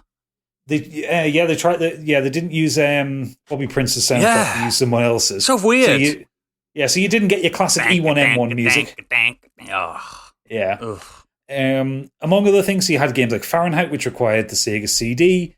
Mortal Kombat 2 was one of the few games that actually worked well on the 32X. Arcade quality, wasn't it? Banger. Yeah. Night Trap was another one that required both add-ons. The video nasty. Yes. And when you just look down, like the 40 games, like even just looking at the titles of them, I think there's maybe one that I would have played, and that would have been Virtua Fighter. Yes, yeah. Like that's how little was out, or maybe Afterburner as well, but that's how little was out. Your actual eyes don't remember how bad Virtua Fighter looked, though. No, because when you play that, whoa, which has just been released on PlayStation Plus. What, Virtua Fighter 1? No, I think it's 5 or 6 now. But you can have the Virtual 1 graphics as a download pack. Don't. Interestingly, though, there were some ports for the 32X that were cancelled that would have been quality. For instance, there was a 32X version of Wild Guns in development. Oh, I love Wild Guns. Okay. There was Sonic Sports, also a different version of Sonic the Hedgehog called Sega Sonic the Hedgehog, which was the arcade version of Sonic. Oh, yeah. Yeah. Outrun. They were planning to Outrun. Can never go wrong with that. But this one, Noodles, this one will make you vomit. Go on. Because there was a game started development for the 32X that was cancelled. What? That became Castlevania Symphony of the Night. It was originally going to be a Mega Drive game. Was it like the Rondo sequel? No, it was Symphony of the Night. Oh, it was wow. And it was cancelled and then repurposed for the PlayStation. What is a man? The the thing is, it was overly expensive. It was £150 in the UK when it was released. It had no games for it. And also at the time, you have to remember, Mega Drive games were already like 50 quid anyway. Oh, they were stupid expensive. Yeah, 32X games were, because they were the advanced stuff, I think they came out at about 60 as well. So you had a really high barrier to entry for people in the mid-90s. Yeah. I always remember with the Mega, like my cousin had a Mega Drive. He was pure Sega kid, him. And getting the EA cartridges, they looked different, so they put more money onto it. The thing is, the Sega CD was a bit more successful, but it still kind of failed. But it had things that... Sonic CD is good. Sonic CD was good. It had a lot of PC ports on it, so it had like the Advanced Dungeons and Dragons game, Eye of the Beholder. Yes. Which I remember my parents playing on a PC. And it's like, that got ported quite successfully to it. But there was like complete editions of Mortal Kombat, there were special editions of Mighty Morphin Power Rangers, so many EA games, loads of JRPGs. Like, you could have bigger games with the Sega CD, because obviously you could fit things onto a CD. Which seems like a really redundant thing for me to say, because of fucking course you can. But like, it was also the start of like doing like the arcade classics collections, and you know, like, you just got these bigger games. Shadowrun was a Sega CD game. Oh shit, it was, yeah. And yeah, just again, Sega kind of really screwing up in terms of the timing, the pricing, and the developer support for it. Like, the 32X had extra sound stuff it could do. You had better sound outputs for it, better sound processing. Not a single developer used it, because what's the fucking point of learning a new set of audio codecs? Yeah. When they already know the Saturn's coming out, which has a different audio processing pathway. CD-ROM as well. Yeah. Yeah, it's weird, isn't it? Like, I want to know what the output for the Tower of Power would actually be, like the ampage or wattage when it's all plugged in together, because a lot of them needed separate plugs as well, didn't they? I don't think the 32-bit did. I think that just went in. No. So the 32X just fit into the... powered by that, wasn't it? Yeah, it was powered by the cartridge. But the Sega CD certainly needed its own power supply. And the best review that I've seen of anything was what Next Generation's quote for Virtua Fighter was. Go on. Where they because they liked it, they liked the game, and they referred to it as the colourful wreath on the 32X's coffin. Oh God! Which I think is the best damning with faint praise I've ever heard. But yeah, so 32X, what a load of bullshit. Rest in peace. Seems like post-original Mega Drive, everything Sega did everything they touched turned to shit. Yeah. Yes. Even if they had some good games on there, in general, every single Sega console's had a few bangers. They just haven't had enough. But everything post that original like Mega Drive. Yeah. Just Well, the thing is, I don't ever remember actually seeing a Saturn in person. I've never touched a Saturn. I have. Yeah, my friend had one in the village. I know the control pad people like that, but it looked a bit like the Mega Drive 2 control pad, didn't it? Yeah, it did. Yeah, but like the Dreamcast. The Dreamcast was amazing for what it was, but just again, they didn't have the software. Yeah, and it was too expensive compared to the PlayStation. Excellent. So, Candy, what you got? I'm following the trend with another gaming peripheral. Let's do this. Let's do it. It's the 64DD. Oh my God. Yeah, remember him? Oh yeah. What is that? For the Nintendo 64 disc drive. So yeah, and it was a disc drive, and it sort of sat underneath the N64 through. It was a behemoth. The bottom. It was literally like a tower on top of a tower. Oh, good lord, yeah, I remember that now that you mentioned it. Well, it was huge. It was really big news from as soon as the N64 was launched. So it was a disc drive. It was developed for the N64. It eventually launched actually towards the end of the console's life cycle. Yep. And it ended up only being released in Japan after numerous delays. Now, bear in mind, this was first announced in 1995, a year before the N64 itself was released. Yep. And that was in response to the PlayStation. Because they stole Final Fantasy off them. They stole Final Fantasy, and it's a well-known fact that Sony had been developing the PlayStation for Nintendo. Nintendo PlayStation. Yep. Nintendo eventually decided that they wussed out, basically. They wussed out of having a CD-based system and instead opting for a cartridge-based system. They fucked it. They really did. It also went on like money distributed, like splitting the profits and stuff. They weren't into that either. Of course. I think that was an actual real turning point, I think, for Nintendo, not going with that CD. rather than opting for the cartridge Stupid, itself. silly Nintendo. Yeah. So of course, eventually, Sony released the PlayStation themselves to great success. One of the best consoles ever made. Yeah. Oh, wasn't it? And seeing the roaring success of PlayStation, obviously, and after losing many of its developers, like you said, Square Enix probably being one of the biggest. Sorry, it was Square at the time, wasn't it? And that was as well. an absolute kick in the gut for them. It was like it was huge that they were calling them like heels and turncoats, and I can't believe you've taken our Final Fantasy. You've done this to us. We made you. We can unmake you. And it was the big Final Fantasy VII versus Ocarina of Time as well. I think they released on around the same time. I remember in the playground you couldn't like both, and I liked both, but I was like, no, I like Final Fantasy more. Ignore them. But to me, Zelda fans, I like Zelda more. I read a story very quickly somewhere that I heard that Sony only found out at a presentation that Nintendo had gone with, I think it was Philips or something they went with? Philips. They announced it on stage in front of they didn't Sony. know. They had no idea that they were being dropped. And they were like, right. Sony's like, fuck you. Yeah.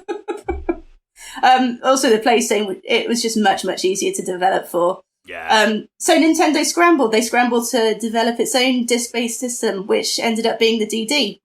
It was just absolutely mired with constant delays. So I think they'd intended it for it to come out in 96, and as I said, it was eventually 99. It didn't even make an appearance at E3 months before. 1999? Yeah. That's like PlayStation 2's coming out. PlayStation 2 came out a year later. What the fuck's wrong with you, Nintendo? Well, I think even Miyamoto came out and said, had this released at launch, we probably would have had something, but he couldn't see the point of releasing it that late in the game. I genuinely don't even know what games have come out on this. I think Stig's Butler lives in it. Exclusively, there were 9 games. Ooh, that was worth it. Yeah, I think a lot of the games that had originally been announced exclusively for the DD eventually came out either on the N64, pushback to GameCube, or jumped ship altogether. So some of the titles included Kirby 64, which came out on the N64, Paper Mario, that was also Nintendo 64, Donkey Kong 64, N64, and Zelda Gaiden, which eventually became Majora's Mask. Oh. You could play the N64 with the expansion pack. Do you remember you could switch out the memory slot thing? Didn't you take out the Rumble pack to put the expansion pack in? I can't remember. No, the expansion pack went in the top of the console. Yeah, so the memory card and the Rumble pack went into the controller, and then that went into the console itself. And then Resident Evil 0, which eventually came out for the Dreamcast. GameCube. And yeah. So when it was eventually released 1,000 years later, it was you could only buy it via mail order on a subscription service. That's stupid. Yeah, that's stupid.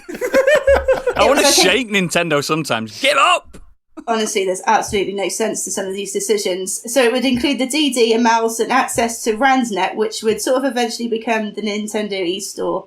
And essentially you could download patches and play demos and betas and things, all the things you can do now. So actually it was a little bit ahead of its time there, but they only sold 15,000 units. Wow.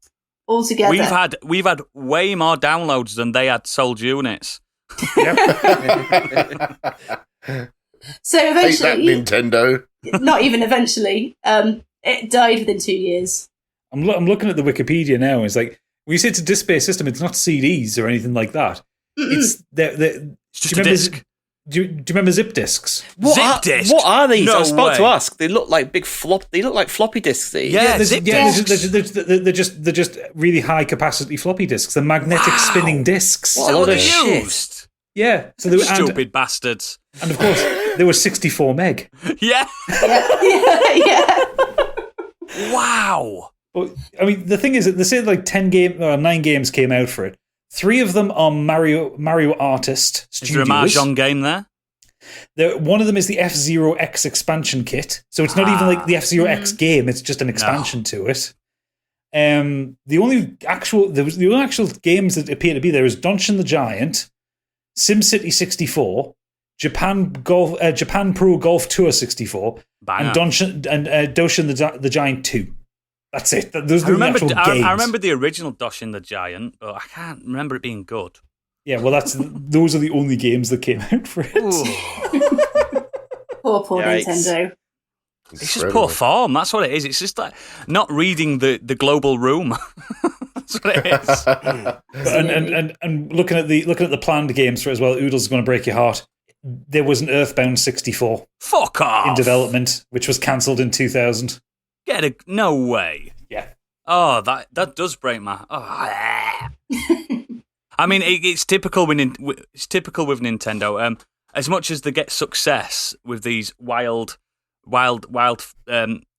like changes to what we expect how to play games and stuff like that, they drop the ball more times than anyone. And I'm a massive Nintendo fanboy, but they do not read the room. Just come out with stuff, don't they? Sometimes just like, oh, look at this. We'll throw it at the wall and see if it sticks. Let's see if we can get people to buy cardboard and make a game out of it. Labo. That blew my mind. I could not believe how popular that was for the short period that for a month. Was. Yeah. I just couldn't get my head around that at all. Oh my god! Just looking further onto this Wikipedia thing, I'm just carrying on with Candy's point here. Do it. The modem, for you to get onto RANDnet, the modem was a cartridge that you put in the top. It wasn't even a function of the DD. Does it have like a LAN port in the on the DD itself there was the phone jack, so to connect your RJ45 to your phone line. Yeah. But then you had to put the modem into the cartridge slot at the top. God. Oh God! I'd like to see the Tower of Power versus this in a Robot Wars style arena. Just put them on wheels, get some remote control, and see which wins. Umpired by the Nintendo robot. Oh yeah. Oh God, yeah. That's so. What was it? Robbie the robot? Was it? I can't remember now. Yeah, Robbie the robot. Excellent, thank you for that. Oh God, I can rag on these things I love so much for hours. Biggie, do you have another? Do you know what? Just something that popped into my head. I'm going to very quickly cover. And I feel like I'm ragging on Sony this week. You're allowed to do it. You deserve it right now. Yeah, they do. PlayStation Classic, which got released not so long ago. A couple of years back. Oh God, yeah. And the thing that was, I mean, if you think, I am a bit of a Sony fanboy, but if you think all the Sony fanboys around the world, you're never going to please everybody. So when they announced it was going to come with 22 games, everyone was like, "Ooh, what games are you going to get?" And there were some hits and misses, and a majority of them were hits. Tekken 3 were on it, at least. Yeah, I mean, there were some great choices, but the thing that baffled most people over here was that in Europe, we got the PAL version. Oh, God, yeah, we did, didn't we? So they released 50 hertz games when 60 were available. Yeah. And it just meant that we got the slower versions of the games, the judgery versions. And it got to the point where, when that naturally got hacked, that the modders put a better emulator on it than Sony did. Which just blows my mind. And sorry, yes, I have got a PlayStation Classic. And yes, it's hacked. So have I, mate. Don't worry about it. A nice piece of kit. I've got it with about 500 games on it. Yeah. I own them all. Just the fact that got modded into a better emulator than the people that actually made it just is insane. And the choice of putting 50 hertz is just, wow. What a stupid idea. Unbelievable. Playing, like when you go back to games, even simple 2D games like Symphony of the Night, that's a really early game to play, but in the PAL version's even worse. Yep. Oh, it's shocking. There's stuttering all the time. It's awful. There was another classic that got released not so long ago, which was like brilliant. It's got like all the games, and it's just, I can't remember which one it is for a different company. The SNES Classic was good. SNES one was good. Yeah, that was good. There was another one that I can't think of. It was quite expensive, but yeah, they obviously thought about what they wanted to put on there, and they delivered it. But Sony really dropped the ball on that. They really did. That's it, yeah, for me. Excellent. Stig?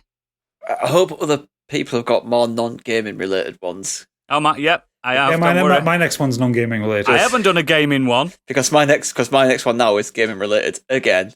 I think don't worry about it, because our main technological like diet is gaming. So yeah. don't worry about it. So I'm going to talk about the Kinect.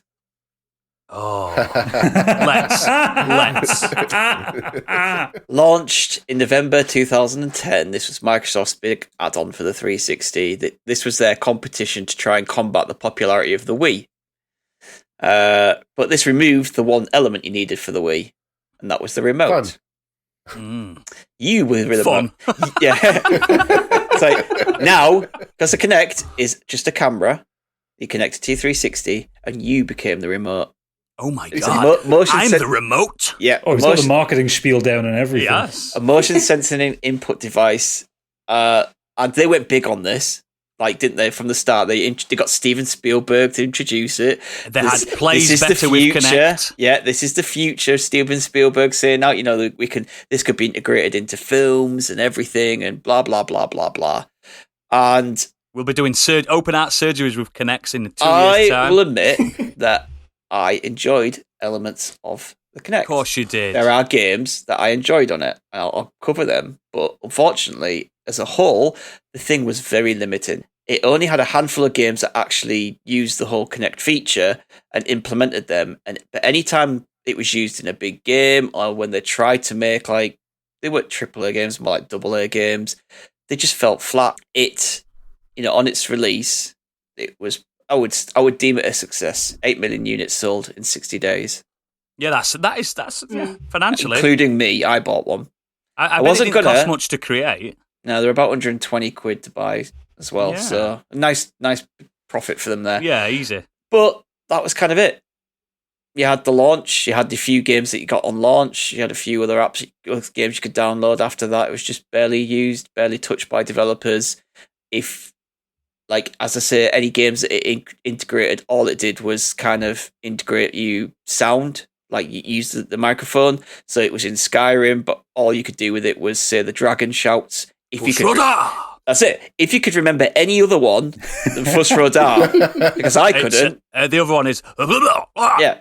And half the time it didn't work. I bet Candy knows them all. Candy knows them all of them. It didn't work half time. Or in FIFA, they tried to implement a bit where you could shout commands to players off the ball. Well, like, man on! Yeah, you could shout, like, you could say, like, shout, like, winger, like, push on, and to get the players to move to get into position, which sounds a kind of a cool idea, shout, but fucking come on! But it just... Did you call the referee a wanker? But the problem was, right, that the Kinect obviously either sits above your TV or below your TV, right near your speakers. So it's constantly, all it's doing is picking up your TV. So when you shout a command at it, it doesn't recognise you. It doesn't hear you. It was pointless. My ex had a really fun thing that she enjoyed to do when I played Halo Combat Evolved Anniversary version, and because that had Kinect integration with it. To do because what? you could shout grenade at it, and the Master Chief would chuck a grenade. So the amount of times I'm in a tight corridor and she's lying on the sofa next to me going, grenade! And I'm getting myself killed. That's brilliant. And that's why she's your ex. One of the reasons. Is it true, though, that... Did they patch it or something so it could only recognise certain voices? Because can you go Xbox on and it would turn on? Oh, you've turned everyone's Xboxes on now. But someone could turn around and go Xbox off and it goes off. So you well, this is later models when they started doing it. That's just sleep mode. So this thing's been out. They still use it. There's still games out for it. So this thing's been out since 2010. We're on 11 years coming up now. It only has 128 games for it. And as I said, a lot of them aren't even games. They're just voice integration. And do you want to hazard a guess at how many of those 128 games are dance and fitness games? 100. 100? Not that high. Not that high. Oh, 50. 10. 37. Oh. That's a decent chunk out of 100 and something games. I thought most of them would 34% of its output is just dance games and fitness Luckily, games. Stig loves dancing. No. Do you know what, right? I did have Just Dance. I mean, they're still doing Just Dance games for it now, but I did have Just Dance for it, and the Just Dance games worked much better than they do on the Wii. Because with the Wii or the Switch, all you do is wiggle the remote in time, and it's like, oh, you've done it. This actually tracked your body, so you had to do the poses, you had to do everything right, and that's quite good. That's quite fun. You had to work properly. And one of the best games was just the standard Kinect Sports game that came with it. Yeah, Kinect Sports was great. Kinect Sports was great. It had bowling, it had track and field, it had... I played Zumba. on it. The river rafting one was fucking hell of a workout. What about the? Can you remember that you've probably played this, Stig? The very absolutely 100% not on rails Fable the Journey. I didn't play that one. It's definitely not on rails, is it? But this. If we ever do a live show, do you think Stiggy would challenge any of the listeners to a Just Dance off? I'd rather see him on Dance Revolution. Find a 360 with a Connect. Yeah. Who's bringing that with them? But yeah, who's still got one? Jesus. But like the track and field was really good because Connect actually could track two bodies, so you could play two-player on it. Throw a proper javelin at the wall. And you could do. One Christmas Eve, New Year's Eve, around my brother's house, and I took it all around there because this was the new thing. Look, check this out. This is all cool. Blah blah blah. And we had two teams of 5, and each play too many games at parties. Each person had no, we're getting drunk. Like, just anyway. I just remember your Guitar Hero party that you had. Oh yeah, play Guitar Hero at a house party. It was just set up. I like to drink in a corner on my own. This is like it was just hilarious. It was so much fun. Just like everyone like pissed as fuck, like just trying to run on the spot, like failing massively. Or my brother, who just for some reason can't jog on the spot, and every time he did it, he just ran towards the TV, slowly just like jogging towards the TV because he can't jog on the spot. But the best one for it, Fruit Ninja. Yeah. So Fruit Ninja, obviously on the mobile same games, as the phone one. Exactly the same, but instead of swiping with your finger, you used your hands. Oh, that's cool. Yeah, that must be good. Right, get your phones out. Yeah. I'm going to share this. I will share this on social media. I'm going to send you all a clip of me playing this. Oh my God. I found a clip of me playing this, and this was me trying to beat the high score and like smash the pomegranate at the end. Stig, you sent me the wrong video. This is rude. I'm joking. Look at me. Look how... That's amazing. Why are you so angry? yeah. Why were you never a drummer? You look like you got Tourette's. I'm just smashing that pomegranate and like... It reminds me of... Stigdrome. Do you know what it reminds me of? Gadget, you'll know this. It reminds me of Fist of the North Star. It fucking does, yeah. He's fucking going for it. But yeah, incredible, mate. It was so good. I'm going to post that out for people to see because it was just... I was constantly trying to beat that 500 score on it. You were in incredible shape there as well, mate. Yeah, incredible shape. Annoyingly. But yeah, stop playing Fruit Ninja then. Yeah, you need to get back on it. This was obviously Microsoft's new baby at the time, the thing that was going to revolutionize them and push them on so much. They must have put a lot of money into this because they then forced it on everyone who bought an Xbox One. You had no choice. Yeah, you had no choice. They launched it. It comes with Connect. DRM, baby. Yeah, it comes with Connect, and it's always on. It's always listening, and everyone's like, "Don't want that." Yeah, and eventually, yes. The E3 conference that killed Phil Spencer's career. Yes. Yeah, that was a real deal breaker. And when Sony came out like, and said, "This is how we share games," and he passed him a game. Yeah. Everything about that conference was terrible. So but good. The Kinect in it was just like it was already on its out. It was already dead. It was already dead at that point, and that Microsoft still tried to push it, and no one wanted it. No one. I mean, the most people have used it for is Xbox turn on. Yeah. I've been to houses where people have said it still, like in last. You could have easily just put that my in. uncle's still got one. You could have put that in the controller. Yeah, of course you could. Or a microphone in the console. If you wanted to integrate voice commands, you could have done it that way. Not have this camera that you had to plug in was always on, and you couldn't use this. Originally, they said you can't use the console without Kinect plugged in. And it was wow. What? Like, imagine saying that to someone. You can't buy this console without having an expensive VR headset Sony as well. did follow suit though, because their HD camera that came with the PS4 was the same. You could voice control that. No, but you didn't have to have it. Yeah, you didn't have to, but they still wanted to use it. Like when Microsoft kind of gave up with packaging it in, and all of a sudden the Xbox One went from £425 to $350. Yeah. They suddenly started selling some. Oh, we're making a profit. But yeah, the Kinect was just fun for some games. Absolutely pointless in the long run. Did not do what Microsoft was hoping it was going to do, and clearly, as we've said, like they must have just put so much money into it that they had to try and do something with it the next generation up.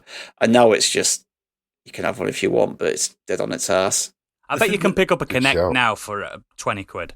The thing is that the one thing that the Kinect actually did succeed at was not gaming related at all.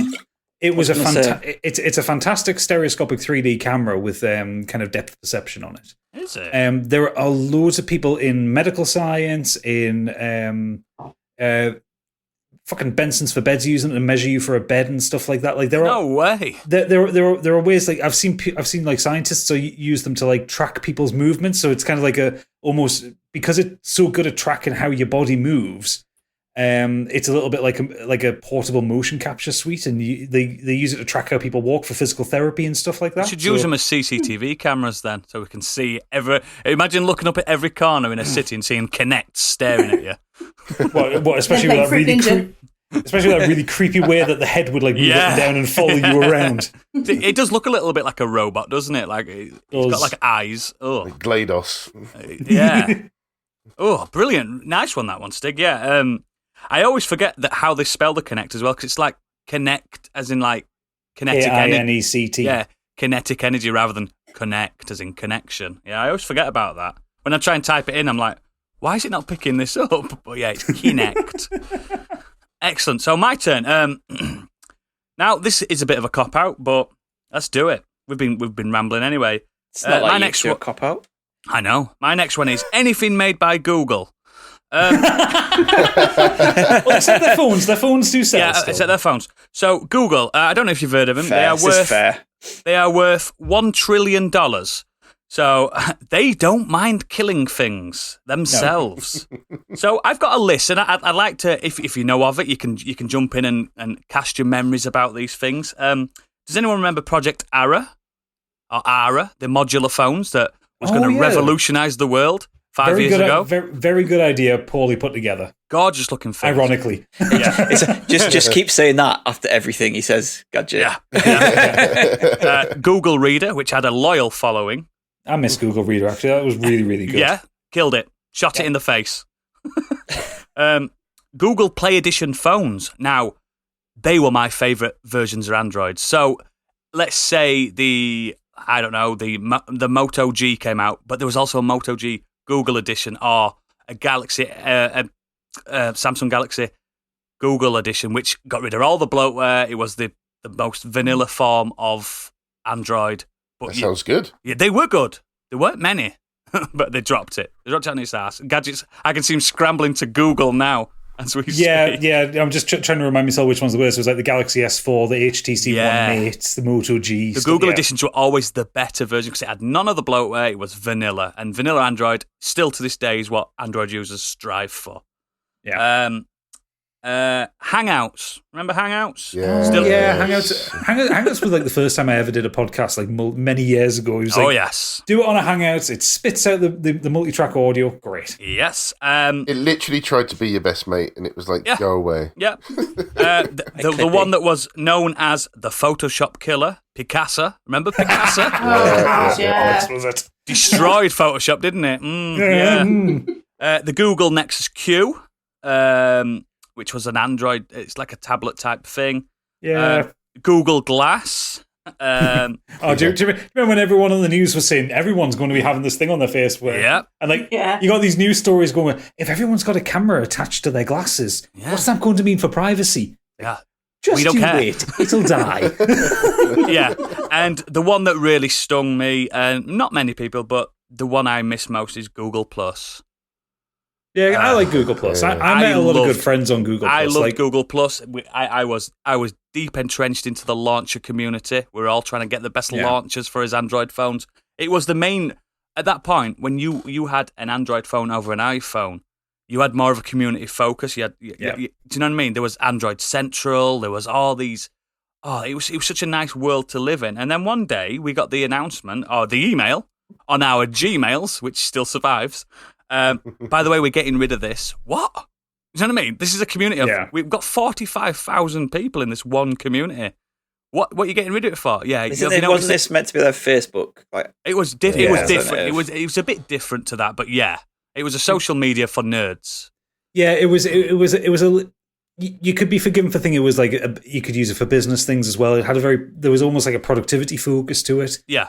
I met, like, for instance, my friend who I talked about last week, One Line Derek. I met him through a YouTuber community group on Google Plus. The community groups are like, imagine Reddit but kind. You know what I mean? it was a bit like that, and like people used to share the screenshots, and it was just so quick and easy to use, and it was right there. You didn't have to download it; it existed on your phone. It connected to your Gmail. It was absolutely incredible for me at that time. And then they, like I said, they got the cow gun out, straight to the temple. Doof, gone. See you later. And it broke my heart. As I was looking into this, what Google killed, a lot of people are saying that because there's a website I found. It's called killedbygoogle.com. This website, it's incredible. It's such a good website. It's a website that has every single Google created idea and product and lets you know of its demise or predictions of when Google will drop it. Would you like to know the 2 Bucky's favourites that are going to be dropped next? Stadia. Yeah. Stadia is number 1. Yeah. And Google Photos, believe it or not. Do you think they'll get rid of Google Photos? They're predicting it, and they've had a really good success rate on that. Fair enough. Google Photos, if you've got everything backed up to Google, get it off. Get it off.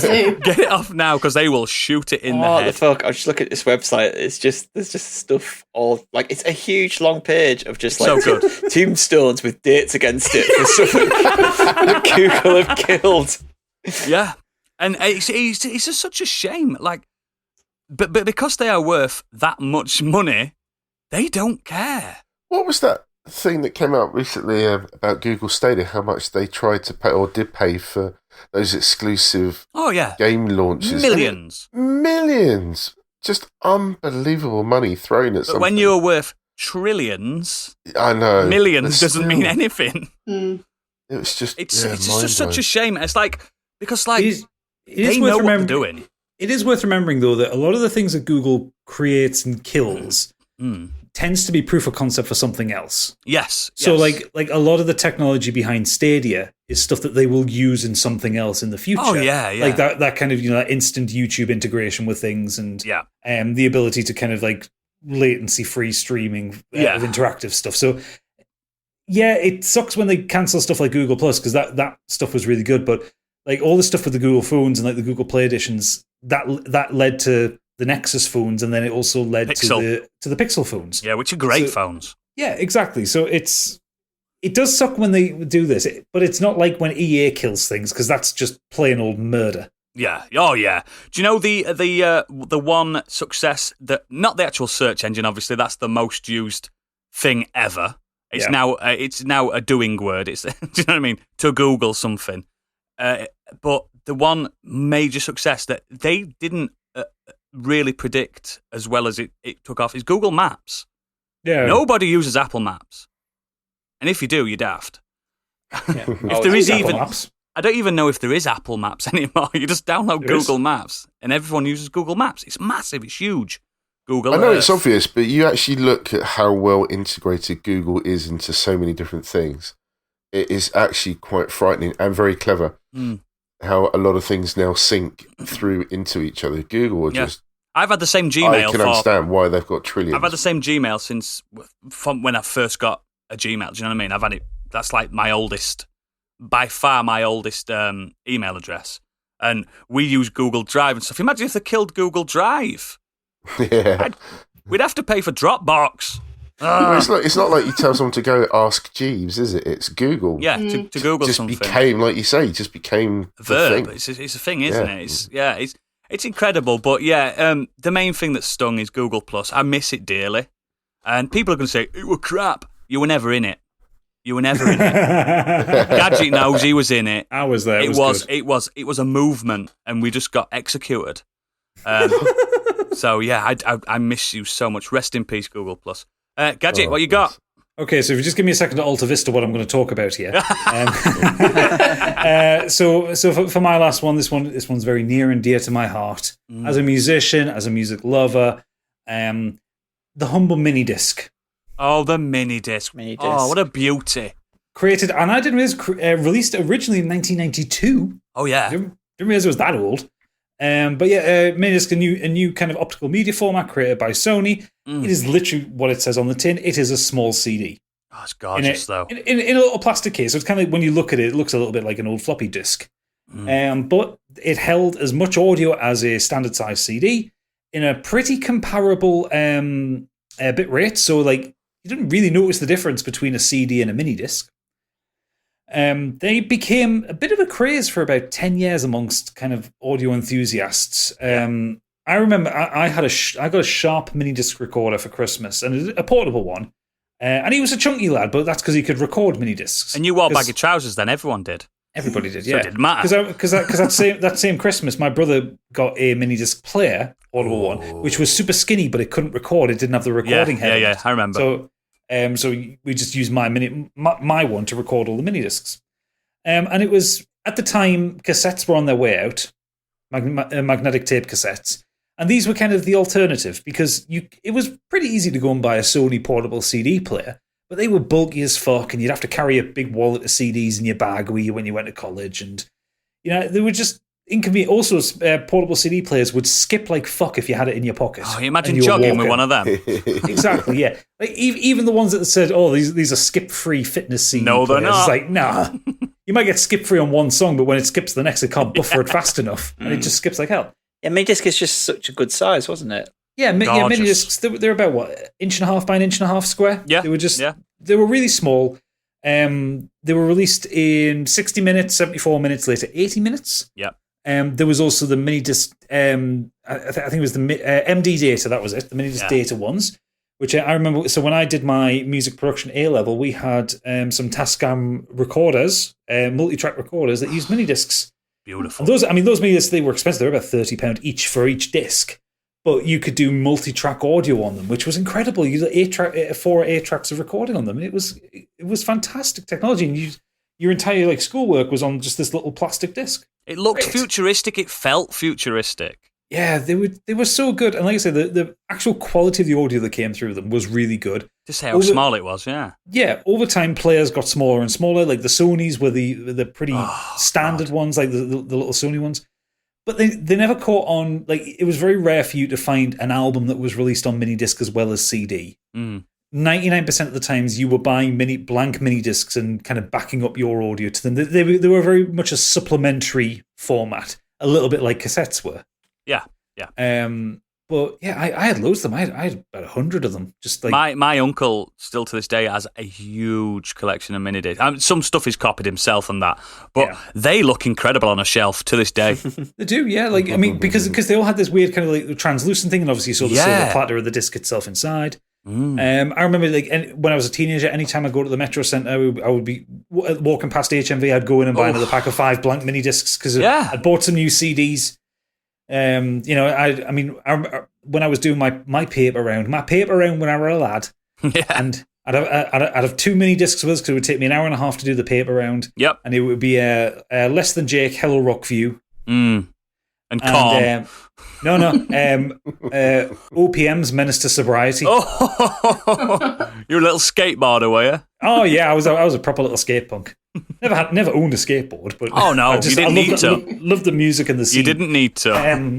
But yeah, just walk around and carry one. He had his Thrasher hoodie on. He was a skateboarder. But yeah, like I love that little mini because again, it was also compared to a CD player, they were very small, very light, and battery life on them tended to be really, really massive. good as well. I'd stick because I didn't have the rechargeable battery for mine, so I would stick one AA in it, and it would last me about 3 weeks. Yeah, it's fucking brilliant. Yeah. So I had mini disc was my choice of portable machine during my A levels. Yeah, I had the MP3 version. Oh yeah. So MP3 players at the time were massive. There was hardly any storage on them whatsoever. So 128 megabytes. So yeah, it's like, well, why bother having that when I could have my mini disc player and have carry more songs with me on my mini disc. Your entire Bear Share library. Yeah, you could have rather than paying stupid amounts for an MP3 player that you could only have a set amount of songs on. It's just like, I can just carry 10 tapes with me, mini discs with me, and just switch between them and look like an absolute cool bastard. I'm sure you could get a lot of MP3 songs on them as well. The You MP3 ones. So yeah, if you put the bit rate low enough, which I guess most you could get like people 100 bloody songs on them. Yeah, because each each mini disc, the 80 minute mini discs equate to about 700 meg. Yeah. So that's like, that's and about, then it that's sounded 100 good songs. to us. Yeah. You know what I mean? Our young ears. Yeah, but the thing is, I mean, there was also the high MD, which was the bigger mini disc format. Yeah. But that was restricted to certain hardware. Like you could only have certain players would use that. But it was just a bigger capacity mini disc. Let's not forget the UMD. PlayStation Portable. But unfortunately, it was because it was a proprietary Sony format, a bit like CDs and VHS and stuff like that. Anyone who wanted to make one had to pay license royalties to Sony, so the price could never really be competitive against Sony's players. Sony's players were fantastic, though. They were brilliant. Yeah. But ultimately, minidisc went the way of the dodo because of MP3, and primarily because of Apple, because when the iPod released and you could, instead of carrying around a handful of discs so you can have a couple of 100 songs with you, when you could have several thousand with you at any given time. On your 5 gigabyte iPod. Yeah, when they had like enough memory to hold the whole library on it, was just like, I went from CDs directly to an iPod. Really? You missed minidiscs, mate. They were brilliant. Yeah, it was when the third generation iPod came out, which was the first one to release on Windows. Yeah. Because the first two were Mac only. Yeah. They had the third generation iPod came out, which you got in 10 gig or 20 gig. And it just absolutely murdered. And also then, obviously, the shuffles came out and stuff like that for the less hardcore. And the shuffles are like 99 quid. My first one, the 80 gig. You know what you missed out on, Big E? That satisfying, like, opening of the mini disc. Oh, and hearing the mechanisms. Clicking it open. That was satisfying. And then closing it with a... The thing is, for what we're saying it failed, it was still a very successful technology. According to Wikipedia, by March 2011, Sony had sold 22 million mini disc players. I still feel like it was one of those overnight things, though. It just died. Yeah, it was basically murdered overnight by Apple. Yeah. The last players were still being sold in March 2013. Yeah, mini discs, wonderful. Yeah, rest in peace, mini discs. Excellent. Candy, your last one. This one, in this instance, the technology itself didn't fail. Humans failed the technology. Oh my God. Ooh. I'd like to tell you a little story of a robot called Hitchbot. Hitchbot? Hitchbot was conceived by David Smith and Frauke Zeller as a social experiment to determine whether robots could trust humans. So the idea was to create this hitchhiking robot that would traverse the length of various countries. Fuck, I remember this! Yeah. Oh my God! Due to the kindness of strangers. Yes! The robot successfully travelled more than 6,000 kilometres from Halifax to Victoria in Canada. Yeah. Following that, it got through Germany and then the Netherlands completely unscathed. So after its previous successes, Hitchbot's next mission was to travel the length of the USA, starting in Massachusetts to California. Uh-oh. I think you could probably guess how that went. That thing got shagged. It got shagged so much. So during his little trip, they packed him off. The last thing it said to its creator was, "I think I've changed my mind." Are you being serious? Yeah, the robot is crying. She said, "Goodbye, Hitchbot. I think I've changed my mind." So, oh my God. During this trip, he'd made a bucket list of destinations they'd hoped that people would take him to, and these included seeing the lights in Times Square, the Grand Canyon, Disney World, every big touristy destination in the States. Yeah. Unfortunately, tragedy struck when in Florida man. Florida man. No, he didn't even get that far. Less than 2 weeks into his adventure, he was violently murdered, beheaded. Oh my Just like Google Plus. And absolutely gutted by a vandal. And its remains were located by a fan. Images were sent to its creator, but unfortunately, I bet it was like, damaged. kill me now. I'm just looking at it now. Someone's done a meme here. It's got like one side's picture of him with his suitcase on a chair with an American flag. The next one picture next to it is him just a pile of rubbish. And someone's put, nothing makes me laugh as consistently as remembering the story of Hitchbot, a hitchhiking robot that made it all the way across Canada and tried to do the same in the USA, but was immediately beaten to death in Philadelphia. I remember as soon as you told me what Hitchbot was, I remember the fact that at that moment in time, it was the most selfied object in the world, wasn't it? It was, yeah. I've never heard of this. Yeah, I've never heard of it. It was huge. It was a huge Yeah. deal. It had When a did this massive fan happen? base. This When was was this? 2016, I believe. Yeah. So it wasn't that long ago. So the original experiment, it was a success. It did find out whether robots could trust humans or not. Well, you can trust good humans, just not Americans. Maybe not Americans. I want to get some feedback on this from because we do have an American audience. What would you do? American listeners will remember this. If Hitchbot turned up to your house, what would you do? Would you bring it in? Would you shoot it in its face? Would you Well, it fuck was a big problem because it had a tracker in it. You vote it in as president? So basically, whenever somebody, people would take it into their house, and because it has a tracker, people could they made it like, track it on its journey. I've seen pictures of it like sat and having dinner with people and stuff like this. You know what I mean? At football games, doing Mexican waves, but all these people would turn up to people's houses because they were massive fans. So they wake up in the morning, 50 people outside taking photos of he got Hitchbot desecrated. and everything. Somebody Nice. must have tried to have sex with it in the States. Loads. You can imagine the tracker going off. Can't You you? got a Just pretty up, mouth, down, Hitchbot. up, down. It seems to be going up and down on the spot. Well, it can interact as well, so it could talk back. I do not want this. Bad touch. Not there. No. Ah. Oh, Hitchbot. This is the sound of the podcast going off the rails. Rest in peace, Hitchbot. Shut down. I think as much as we could talk about Hitchbot's exploits forever, Hitchbot off. and we may even record a play or a narrative based on his life. At some point. Not based on the way it ended. No. It's a tragedy. But we need to move on to our bulging Hitchbot mail sack. Yes. I wonder what had happened to that mail sack if we let it across America. I don't know, but we're starting off with another robot chat. Oh, no. Because X-Ben Blaster X has come in saying the Sony robot dog Aibos originally launched in 1999. Me and Steve were talking about these the other day.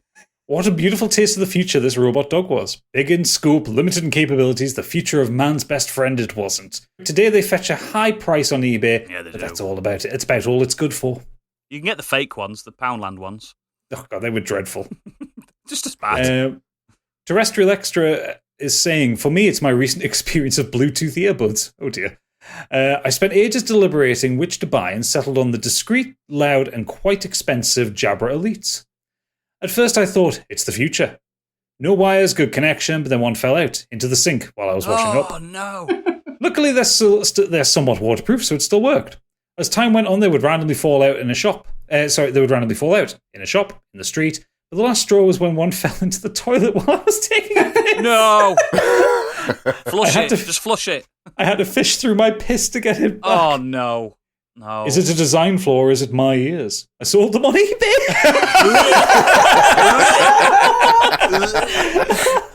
After giving them a good clean, of course. Mostly new. Disclaimer, covered in piss. Oh, disgusting, horrible person. I've got Terrestrial Extra is a baddie.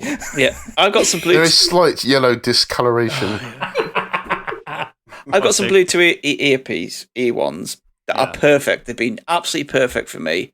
And they've never fallen out. In fact, I've been running in them. I've been to the gym with them. I wear them all the time. My friend said, "Oh, yeah, buy these. It's a really good sound, a decent price for it and everything." Literally, he came up to me and goes, "These earbuds are shit. They're always falling out." It's it's you just haven't got the ears for it, It's pal. just your ears. I said, "Have you tried all the different sized buds?" Yeah, they're always falling out. It's you just got shit ears then. Shit ears. Shit ears. And I think this is a Terrestrial Extras problem. Yeah, you've got shit ears, mate. That F King Show says, mini discs, good man. Yes. The stopgap between CDs and MP3 players. The idea of copying digital music to tapes was great. Got a portable player to replace my huge Discman. The players felt great, clunky metal things that fit in your hand, wouldn't skip if moved a lot, not much else. The problem, the discs would skip a lot. Yeah, that kind of was a problem with. They did a bit. And you'd lose space in them every time you re-recorded onto it. Yeah, you did. You did. They're wore down. All right, yeah. A 90-minute disc would be down to 70 after a few changes, and the blanks were super expensive. Then MP3 players came out not long after, and they became pointless. You see, I never got the thing with the audio amount of audio reducing on the disc, because I used to just keep buying blank discs and just keep building up. Never, you weren't tight like us. Never re-recorded over anything. It wasn't. I don't think it was as severe as 2 times, but they used to wear down eventually, like normal CDs did. Yeah. He also says, mine didn't last that long. I traded back to my Discman for a bit, started refusing to read discs, and met the business end of a hammer. Shame, those things look cool. Oh, they're so sexy. Rob Shack. Oh, poor Rob Shack. Rob Shack says, I had the HD DVD drive for the Xbox 360. Oh, baby. Oh, no, you poor thing. I was convinced it was going to be the winner against Blu-ray. Not only did it fail, but I feel like I failed. I wonder how many times you watched Dodgeball on that. You can see that was the quickest battle that was over. Done. You can see why, based on Sony's previous history. Yeah, they usually win. No, they don't. Betamax didn't win. Mini discs did kind of go the way of the dodo as well. Like people were saying, and people wouldn't know what a Blu-ray is, but they would know that a DVD in HD that made sense. Yeah. So that's why it kind of made sense that HD DVD would be the thing. But what colour scheme did they have? Was it like a red? Like it was a red, yeah. I think if the HD DVD drive was built into the Xbox 360, I think it might have won. Yeah. Look, because we all know. Wanted to buy an extra unit that looks shit next to it. Visual hardware like that, it goes wherever porn goes. Yeah. We all know this, and Blu-ray porn kicked off. Yep. Optimus Brides says, I think I still do have, an Ouya. Brilliant as a stream box, tons of arcades and indies, but completely unsupported and doomed to fail. I went to EGX where they first announced this, and they were giving them away free if you queued up as you walked in. And I didn't realise what people were queuing up for. And by the time I realised what they were giving away, it was too late. But they literally just had people queuing. As soon as people walked in that knew about it, were there, and they walked away with one free on that day. Have you seen that they've flashed Android 10 on Ouyas now? Can you imagine that? I think about the best thing I ever saw someone do with an Ouya was just stick on XBMC and use it as a media centre. Yeah. I've seen that. Blow it up. Yeah. Tig says, does mini disc count as failed tech? It does indeed. Yep. I know they were popular in the recording industry and enabled people to master their home studio performances before computers really took over, but it really should have been a bigger success. I guess it's another example of a licensed media format like Betamax preventing wider adoption. As a hi-fi geek, I always wanted a mini disc player in my system just because the format seems so exotic and cool. Those little discs were like mysterious high-tech pellets sent from the future. That said, there was scant original media available, and what was in shops was much more expensive than the CD equivalent. Also, the mini disc Walkmans were about as badass as any tech I'd ever seen. If cool. Bachman had a Walkman, it would be a jet black mini disc Walkman. Yeah, they were so good. They looked so good. Do you remember how many people suddenly wanted mini disc players when that Bomb Funk MC's video came out? Freestyler! The kid was playing with the remote at the beginning of it. It was like, that was like the most effective product placement I've ever seen. Rock the microphone. Here we go.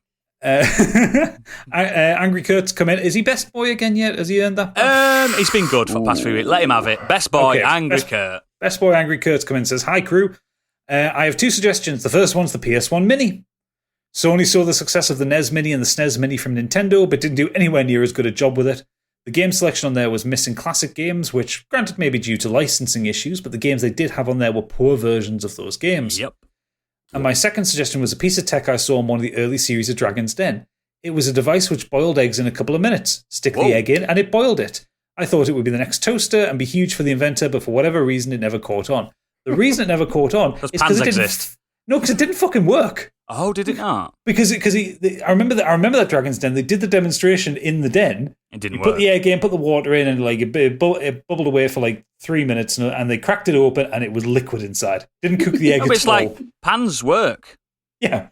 Why overcomplicate it? Yeah, a pan. Everyone's got a pan. Yeah, exactly. Ray has come in saying, I am going to name an unusual piece of tech, the canal system. Technical ingenuities were poured into building and operating the waterway networks, at least by the standard of the 18th and 19th century. Oh, my word. Of course, with the invention of rails and later on the spreading of motorways, canals slowly but surely failed in the competition of commercial transportation. However, instead of falling into disrepair and fading away into history, the canals found a new purpose in leisure activities and natural preservation. They're also the home of shopping trolleys. Yes. And comedy. Yeah. I have never experienced the canal mania, but I do enjoy taking a walk along the local canals from time to time. Like Hulkamania. Yeah. People.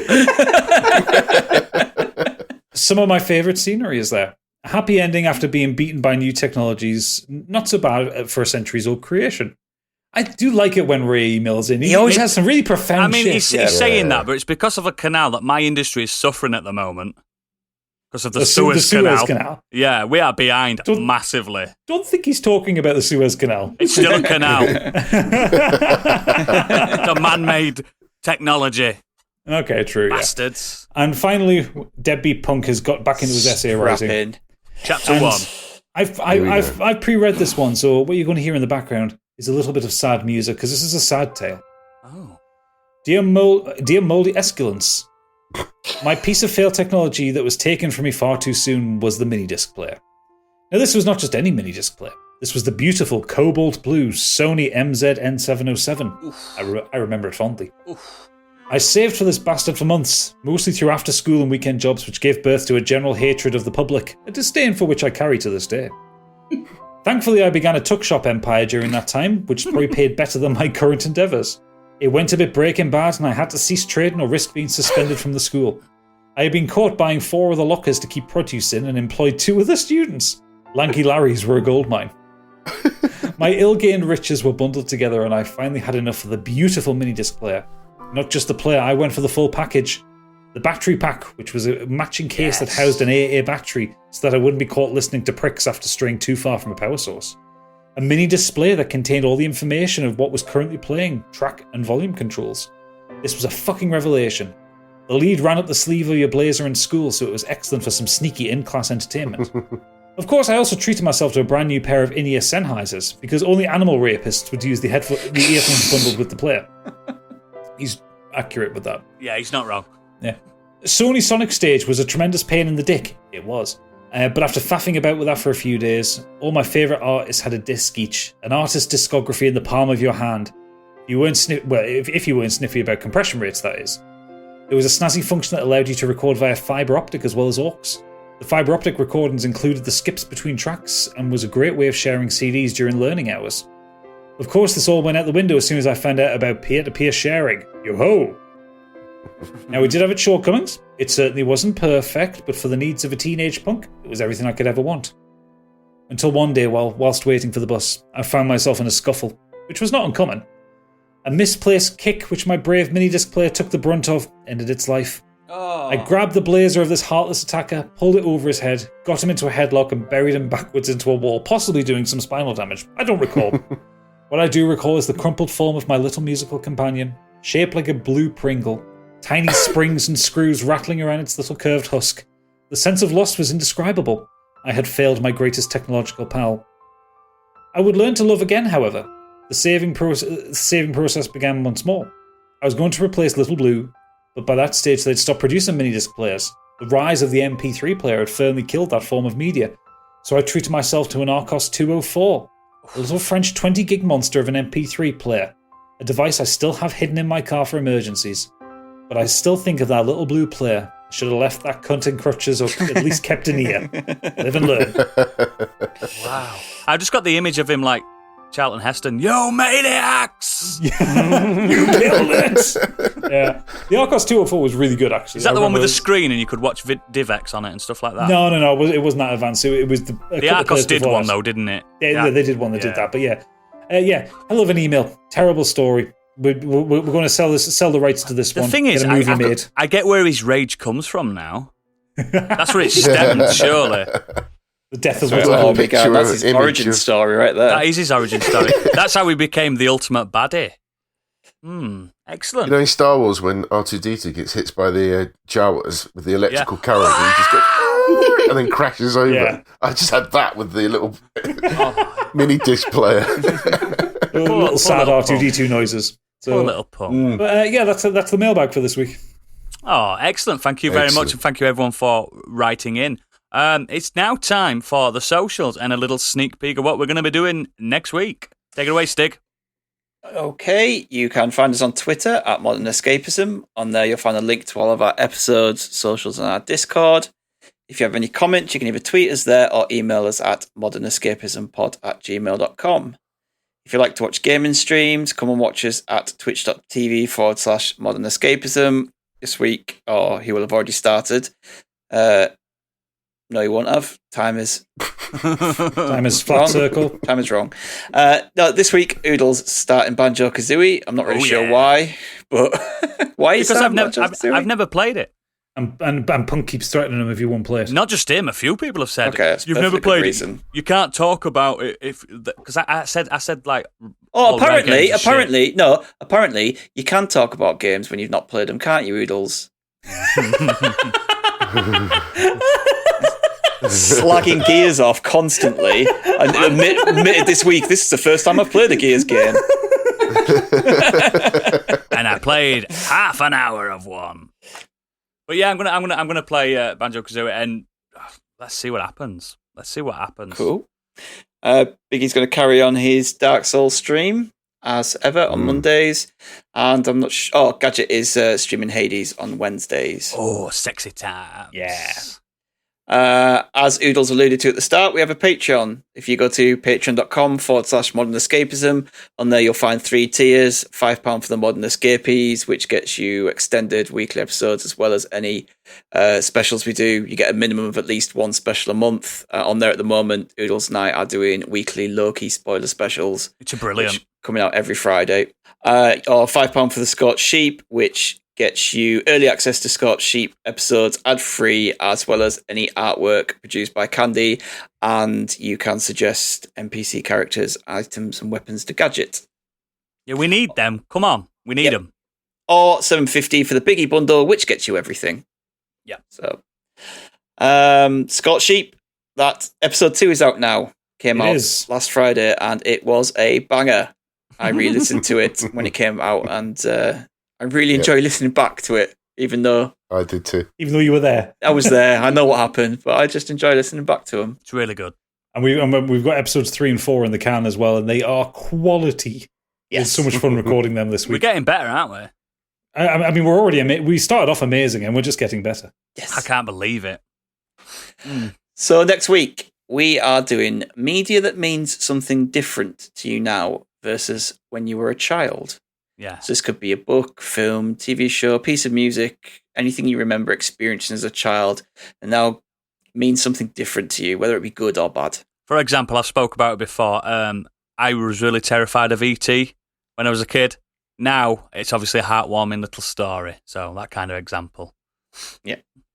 Or something more profound. Yeah. Don't just fucking throw me in the gutter like that. Twice.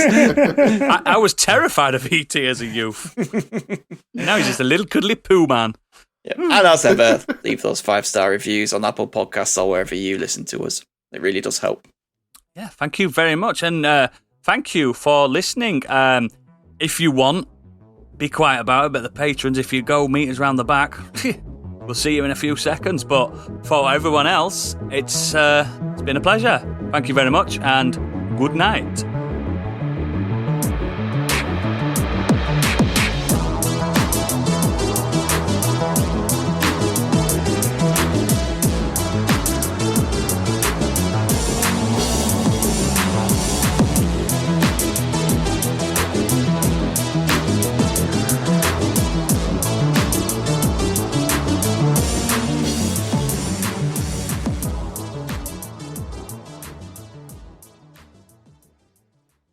Got a new opening. Yo, yo, yo, welcome to Modern Escapism. I'm here in the crew.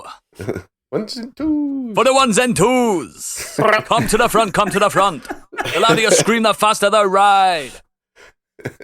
Here we now go. we're recording.